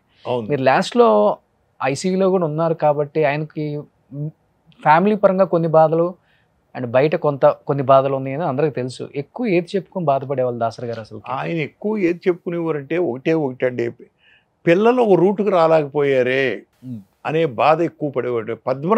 పద్మ గారు చనిపోయిన తర్వాత బాగా మానసికంగా డిప్రెషన్కి వెళ్ళిపోయాడు సార్ ఆయన. ఓకే. మా గురువు గారు, నేను అది గమనించాను ఆయనలో. పద్మం గారు ఉన్నంతసేపు ధైర్యంగా ఉండేవాడు పులిగాను. ఆవిడ చనిపోయిన తర్వాత కొంత డిప్రెషన్కి వెళ్ళిపోయాడు ఆయన. ఎందుకో తెలియదండి. ఆయన వెళ్ళిపోయి తర్వాత బాధ ఏం పట్టిందంటే ఆయనకి పిల్లలు ఏం వృద్ధిలోకి రాలేకపోయారే, ఏమి రాణించలేకపోయారు ఇండస్ట్రీలోను, ఫిల్మ్ ఇండస్ట్రీలో. పోనీ ఫిల్మ్ ఇండస్ట్రీ వదిలేసినా పోనీ ఏదో విధంగా అనే బాధ మాత్రం ఆయనకు ఉందండి. అది ఖచ్చితంగా నేను చెప్పగలను. ఆయన బాధపడుతున్నాడు ఆ విషయంలో. అదొక్కటే ఆయనకు మనో బాధ అండి, ఇంకేమీ లేదండి ప్రాబ్లమ్స్ ఆయనకి ఎప్పుడు. అదొక్కటే. తర్వాత మేము ఐసీయూకి వెళ్ళేవాళ్ళం కదండి. రోజు 5 o'clock నాకు ఫోన్ చేసేవాడు సార్ ఈవినింగ్. ఆయన నాకు, నరసింహరావు బయలుదేరుతున్నారు కదా రామకృష్ణ నువ్వు దవడాసి వచ్చావు అనేవాడు సార్ ఆయన. ఆ 3 నెలలు మేము ముగ్గురం వెళ్ళి ఐసీయూలో మాకు కూర్చోబెట్టేవాడు అండి ఆయన, కుర్చీ వేయించి. ఎంతసేపు ఇండస్ట్రీ విషయాలు అడిగేవాడు సార్ ఆయన. ఫిలిం ఫీల్డ్ విషయాలే, ఎవరు ఏం సినిమాలు చేస్తున్నారు, ఏంటి, ఏం గొడవలు జరుగుతున్నాయి, ఎట్లాగా బాగానే ఉందా, సినిమా రిలీజ్ అయినాయి అంట, రిపోర్ట్లు ఎలా ఉన్నాయి, ఇవే సార్ యావిగేషన్. ఇదేనండి ఆయనకున్న బాధల్లో లైఫ్లో. అది ఒక్కటే, కుటుంబంలో బిడ్డల గురించే తప్పించి వేరే కాదు. ఆయనకు అదృష్టం ఏంటంటే ఇంకోటి, ఆడపిల్ల సెటిల్ అవ్వడం అండి. మన ఆలమ్మ డాక్టర్ గారు చిలకలూరుపేట, ఆయన చాలా మంచోడు. ఆయన డాక్టర్ రఘునాథ్ బాబు, ఆయన అత్యద్భుతం అండి అసలు ఆ సంబంధం. 150 సినిమాలు తీశారు, అంత పెద్ద లెజెండ్. ఆయన చనిపోతే ఇండస్ట్రీ ఎవరు రాలేదన్న బాధ ఉంది కదా మీకు? కొంతమంది రాలేదండి, ఆ బాధ ఉందండి. కొంతమంది రాలేదు అనేది. కొంతమంది అవుట్ ఆఫ్ స్టేషన్లో ఉన్నారు పాపం, ఏం చేయలేక. తర్వాత 11th డే కార్యక్రమానికి మాత్రం వచ్చారండి చాలామంది. ఓకే. నేను ప్రత్యక్షంగా ఆ విగ్రహం దగ్గరే పూలు వేయిస్తూ నిలబడ్డానండి నేను. మీరు ఎప్పుడు చూసినా దాంట్లో ఆ విగ్రహం దగ్గర నేను ఉంటాను. పెద్ద వాళ్ళందరూ అప్పుడు వచ్చారు. ఓకే. కామెడీకి కేర్ ఆఫ్ అడ్రస్గా మిగిలిపోయారు. కానీ అవి కాకుండా అన్ని జోనర్స్ చేసుంటే స్టార్ డైరెక్టర్స్ లిస్ట్లో రేలంగి నరసింహారావు గారి పేరు ఉంటే బాగుండని చాలా సందర్భాల్లో బాధపడ్డారా? బాధపడలేదు సార్. ఇది ఇచ్చిందే గొప్ప విషయం అని నేను అనుకున్నాను. ఎందుకు అనుకున్నానంటే, మా యూనిట్లో నేను అసిస్టెంట్ డైరెక్టర్ అసోసియేట్గా పనిచేసినప్పుడు వీళ్ళందరూ అనేవారు నన్ను, ఒరే ఏంటి రేపు డైరెక్టర్ అయితే సీరియస్ సినిమాలు తీస్తాడరా, ఇంత సీరియస్గా ఉంటాడు ఎప్పుడును, ఎలాగాను ఏంటి అసలను, నవ్వు ఉండదు పాడు ఉండదు అంటాడండి అనేవారు. అటువంటి వాడిని అందరినీ నవ్వించానంటే ఇంతకాలం నేను ఇన్ని సినిమాలతో గ్రేటే కదా, మరి ఆ పేరు చాలు కదా నాకు అని సంతృప్తి పడతా ఉంటాను నేను. అంటే రియల్ లైఫ్లో సీరియస్ ఏమన్నా సీరియస్గా ఉంటారండి ఎప్పుడు కూడా. చదువుకునే రోజుల నుంచి అంతేనండి, అలాగే ఉంటారు. సినిమాలు స్టార్ట్ చేసిన దగ్గర నుంచి మారిపోయారు. ఇంకా అప్పుడు కూడా పెద్ద కామెడీగా ఉండేవాడిని కాదండి. ఆ, సీన్ వివరించినప్పుడు కామెడీ వస్తూ ఉంటుంది నాకండి, ఎందుకో తెలియదు. ఉమ్. లేదంటే ఇప్పుడు కూడా ఎక్కడైనా మీ సభల్లో చూడండి సీరియస్గానే కూర్చుని ఉంటాను. ఇప్పుడు మీకు నచ్చిన మీ సినిమాలలో ఒక 4-5 మంచి ఫన్నీ డైలాగులు అంటే ఉన్నాయండి, చాలా ఉన్నాయి ఒక సార్. 2-3 మీకు నచ్చినాయి మా కోసం. ఇల్లంతా సందడిలోనండి ఒక డైలాగ్ అండి, పూసల గారు అనే రైటర్ రాశాడు సార్. ఓకే. ప్రభాకర్ రెడ్డి గారు దుప్పటి కప్పుకుని బయట పడుకుని ఉంటాడు. అల్లుడు కూతురు బెడ్రూమ్లో ఉంటారు, చంద్రమోహన్ ప్రభ. డబాల్ని సౌండ్ వస్తుందండి. ప్రభాకర్ రెడ్డి గారు మంచం నుంచి పడిపోయాడు ఉసుకేసుకుని. నాన్న ఏంటి నాన్న అంత సౌండ్ వచ్చింది అని. దుప్పటి పడిపోయింది మంచం మించి అని. ఇక్కడికి చంద్రమోహన్ గారు అంటాడు, దుప్పటి పడిపోతే అంత సౌండ్ వస్తుందా? ఏంటి మామయ్య గారు దుప్పటి పడిపోతే అంత సౌండ్ వచ్చింది అంటే, ఆ దుప్పట్లో నేను ఉన్నాను కదరా. ఓకే. అప్పుడు అన్నీ ఇలాంటివే. అక్కడి నుంచి వరుసగా అసలు ఎదురింటి మూడు పక్కిన పెళ్ళంలో అయితేనండి అసలు టోటల్గా ఒక డైలాగు, మీకు గొప్ప డైలాగ్ అది. రాజేంద్ర ప్రసాద్ పిసినారి వెళ్ళి టెండర్ వేయడానికి వెళ్ళాడు. వెళితే వాళ్ళు అప్లికేషన్ పెట్టుకుని స్టాంప్ అంటించమంటారు. ఆ స్టాంప్ అంటించడానికి 4 మీద పెట్టబోతే ఆగుతాడు. ఎందుకు నా లాలాజలం వేస్ట్ అవ్వాలి అని అటు ఇటు చూస్తే ఆ చెట్ల బాత్రూమ్కి వెళ్తూ ఉంటాడు పరిగెత్తుకుంటూ. దివ్యవాణి కొడుకు, ఒరిజినల్గా ఈడు కొడుకే, కానీ అడిగి తెలీదు భార్యాభర్తలు విడిపోయారు ఎప్పుడో.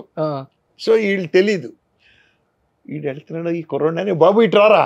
వచ్చాడు. ఏంటి అన్నాడు. అని ఒకసారి అన్నాడు. అంటాడు. అన్న తర్వాత ఆ స్టాంప్ తీసి 4 మీద పెట్టాడు. తడి ఆరేసాడు. గమ్మును 4 మూతి మూసేసి చేయి తీసేసి పరిగెత్తుకెళ్ళిపోయాడు. వీడు పరిగెత్తాడు, నా స్టాంపు అని. ఎవరో రాజేంద్ర ఆ కుర్రోడు దొరకడు. ఆడు తెల్లారి పొద్దున చూస్తే వాడింటి ఆపోజిట్లో టెర్రస్ మీద కనిపిస్తాడు ఆ కుర్రోడు. ఈడే కదా నా స్టాంప్ పట్టుకెళ్ళిపోతే, ఒరే నా స్టాంపు ఎక్కడా, నా స్టాంపు అంటాడు. మింగేశాను. మింగేయడం ఏంటి? నాకు ఇయ్యి అన్నాడు. ఆ రోజు ఈవినింగ్ ఓ పని చేయి, పొద్దున వచ్చి నెదుక్కో అంటే మలంలో నెదుక్కోమని. ఆయిల్ సీన్ ఉంటుంది కదా, అత్యద్భుతం ఉండదు ఆయిల్ సీన్. ఇలాంటి సీక్వెన్స్లు అంటే నాకేం జరిగిందంటే సార్, గొప్ప రైటర్స్ దొరికారు సార్, సూపర్ రైటర్స్ దొరికారు. ఓకే. ఎప్పుడైతే రైటర్స్ దొరికారో స్క్రిప్ట్ ఎలివేట్ అయిపోతుంది సార్ ఎప్పుడు కూడా. ఇప్పుడు అందుకనే నేను ఏమంటానంటే సార్, సినిమా అనేది ఒక్కళ్ళ యొక్క విజయం కాదు సార్, ఒక హీరో విజయం కాదు, ఒక డైరెక్టర్ విజయం కాదు. ఒక డైరెక్టర్ ఒక కథా రచయితను పట్టుకోవడం, లేదంటే వాడే కథ, ఆ స్క్రీన్ ప్లేని అత్యద్భుతంగా చేయడం, దానికి అద్భుతమైన డైలాగులు రాయించుకోవడం. ఎంత చేసినా కూడా ఆర్టిస్ట్ పెర్ఫార్మెన్స్ గొప్పగా చెయ్యకపోతే పండదు. కానీ ఇప్పటికీ అనుకుంటారా ఎప్పుడన్నా, రేలంగ నరసింహారావు అనే వ్యక్తి లేకపోతే రాజేంద్ర ప్రసాద్ లేడు అనుకుంటారా, లేకపోతే రాజేంద్ర ప్రసాద్ లేకపోతే రేలంగ నరసింహారావు కాంబినేషన్ అత్యద్భుతంగా అలా కుదిరింది అంతే తప్పించి, నేను లేకపోతే రాజేంద్ర ప్రసాద్ బయట సినిమాలు బోర్డు చేశాడు, రాజేంద్ర ప్రసాద్ లేకుండా నేను చేశాను, అది కాదండి. కాంబినేషన్ అలా పండిందండి మా ఇద్దరిది టోటల్గా. ఇప్పుడు ఒక హోటల్ ఉంటుందండి, ఒరి ఇక్కడ దోశ చాలా బాగుంటుందిరా, మసాలా దోశ అయితే ఇంకా బాగుంటుందిరా అంటారు. మసాలా దోశ కలిపితే మసాలా దోశ అత్యద్భుతంగా ఉంటుందనే కదా హోటల్కి వెళ్తాం. అవును అవును. అలాగే మా ఇద్దరు కాంబినేషన్ పండింది, అలాగే చంద్రమోహన్ గారిది నాది కాంబినేషన్ పండింది. ఒక్కరి విజయం కాదు సార్ నేను చెప్పేది, నేను అనుకునేది. ఇంత పెర్ఫార్మెన్స్ చేసిన ఆర్టిస్ట్ది కెమెరామెన్ పెర్ఫెక్ట్గా సెల్యులాయిడ్ మీద తీసుకురాకపోతే ఇంకేముందండి, అవుట్ కదా. సో ఇన్ని ఉన్నాయి సార్ లింకులు. అంత కామెడీ చేసి, అలాంటి స్టోరీలు చేసి, అంత నవ్వుకోబట్టే మీరు ఇప్పటికి ఇంత ఎనర్జీగా ఉన్నారు, ఎంత స్ట్రాంగ్గా ఉన్నారు. ఎంత 74-75 ఉంటాయా మీకు? నాకు ఇప్పుడు అండి 75 అండి. ఏం ఫుడ్ తీసుకుంటారు? అప్పుడు సినిమాలే మీ ప్రభావం మీ మీద ఉందా? నేను ఎప్పుడు ఒకటే చెప్తానండి, ఏంటంటే కామెడీ తీసేవాడు కానీ, కామెడీ రాసేవాడు కానీ, కామెడీని చూసి ఎంజాయ్ చేసేవాడు కానీ, కామెడీ చేసేవాడు కానీ ఎప్పుడూ నవనవలాడుతూ ఉంటారండి. ఓకే, మీరు అలానే ఉన్నారు. అదే అలా అని చెప్పి మళ్ళీ పిల్లల్ని ఎత్తుకుద్దురా నాకు సంబంధం. అదే మన్మధ లీలా కామరాజ్ గోల అవునవును. సో సినిమాల ప్రభావం మీ బాడీ మీద ఉంది. ఉంది, డెఫినెట్ గా ఉంది సార్. నవ్వి నవ్వి నవ్వి అవి ఎక్సర్సైజ్ అయినాయండి బాగాను, బాగా సూపర్. అది అందుకనే కదా సార్ మన ఈ హాస్యం క్లబ్బుల్లో వాటిల్లో నవ్వుల మీద ఎక్సర్సైజులు పెడుతున్నారు. అవును. ఇప్పుడు ఏంటి సార్ మీ డైలీ రొటీన్? సబ్జెక్టులు తయారు చేసుకుంటున్నానండి. ఇంకా ఒక పాయింట్ అనుకుంటాను, ఆ పాయింట్ మీద సబ్జెక్ట్ తయారు చేస్తూ ఉంటాను. Okay okay. సినిమాలు తీయాలి ఇంకా? తీయాలనే. ఏమండి, కళాకారుడికి ఎప్పుడూ కూడా ఒకటే నో రిటైర్మెంట్. అల్లు రామలింగ గారు నేను ఈ డైలాగ్ చెప్పానండి. ఆయన ఓ రోజు సెట్లో నన్ను ఎంత మెచ్చుకున్నాడో ఆయన. కళాకారుడికి నో రిటైర్మెంట్ అండి. ఆఖరి శ్వాస వరకు అతను నటిస్తూనే ఉండాలి, లేదంటే డైరెక్ట్ చేస్తూనే ఉండాలి, రాస్తూనే ఉండాలి, కెమెరామెన్గా పనిచేస్తూనే ఉండాలి కళాకారుడు ఎప్పుడు కూడా. అదే రిటైర్మెంట్. సో 2025 ఏదైనా సినిమా రాబోతుందా? 2 డిస్కషన్లు జరుగుతున్నాయండి. ఎంతవరకు సెట్స్కి వెళ్తాయో చూద్దాం సార్. మరి సూపర్ చేస్తున్నాం. సో ఇలా ఇంకా మీరు 100 పూర్తి చేసుకోవాలి సినిమాలు. అలాగే, థ్యాంక్ యూ. సో ఇలానే హ్యాపీగా సంతోషంగా ఆరోగ్యంగా ఉండాలని మనస్ఫూర్తిగా కోరుకుంటున్నాను. రేలంగి నరసింహారావు గారు, చాలా చాలా హ్యాపీగా ఉంది మిమ్మల్ని ఇలా కలవటం. మీ సినిమాల రూపంలో మళ్ళీ ఒక్కసారి అన్ని రీకలెక్ట్ చేసుకుందాం. అండ్ ఒకసారి ఇప్పుడు పిల్లలు సెర్చ్ చేస్తారు యూట్యూబ్ లో, ఈ సినిమాలన్నీ ఒకసారి చూడాలని. డెఫినెట్ గా అలాంటి సినిమాలు అందించారు. సో ఆనిముత్యాలు అని చెప్పుకోవచ్చు ప్రతిదీ కూడా. బట్ ఇంకా మేము ఎక్స్పెక్ట్ చేస్తున్నాం మీ దగ్గర నుంచి. చాలా చాలా హెల్దీగా ఉన్నారు కాబట్టి మంచి సినిమాలు చేయండి. డెఫినెట్ గా ఆడియన్స్ సపోర్ట్ ఎప్పుడు మీకు ఉంటుంది. Thank you very much. Thank you so much sir. Suman టీవీలో మీ పర్సనల్ అండ్ బిజినెస్ ప్రమోషన్స్ కోసం కింది నెంబర్కి కాంటాక్ట్ చేయండి.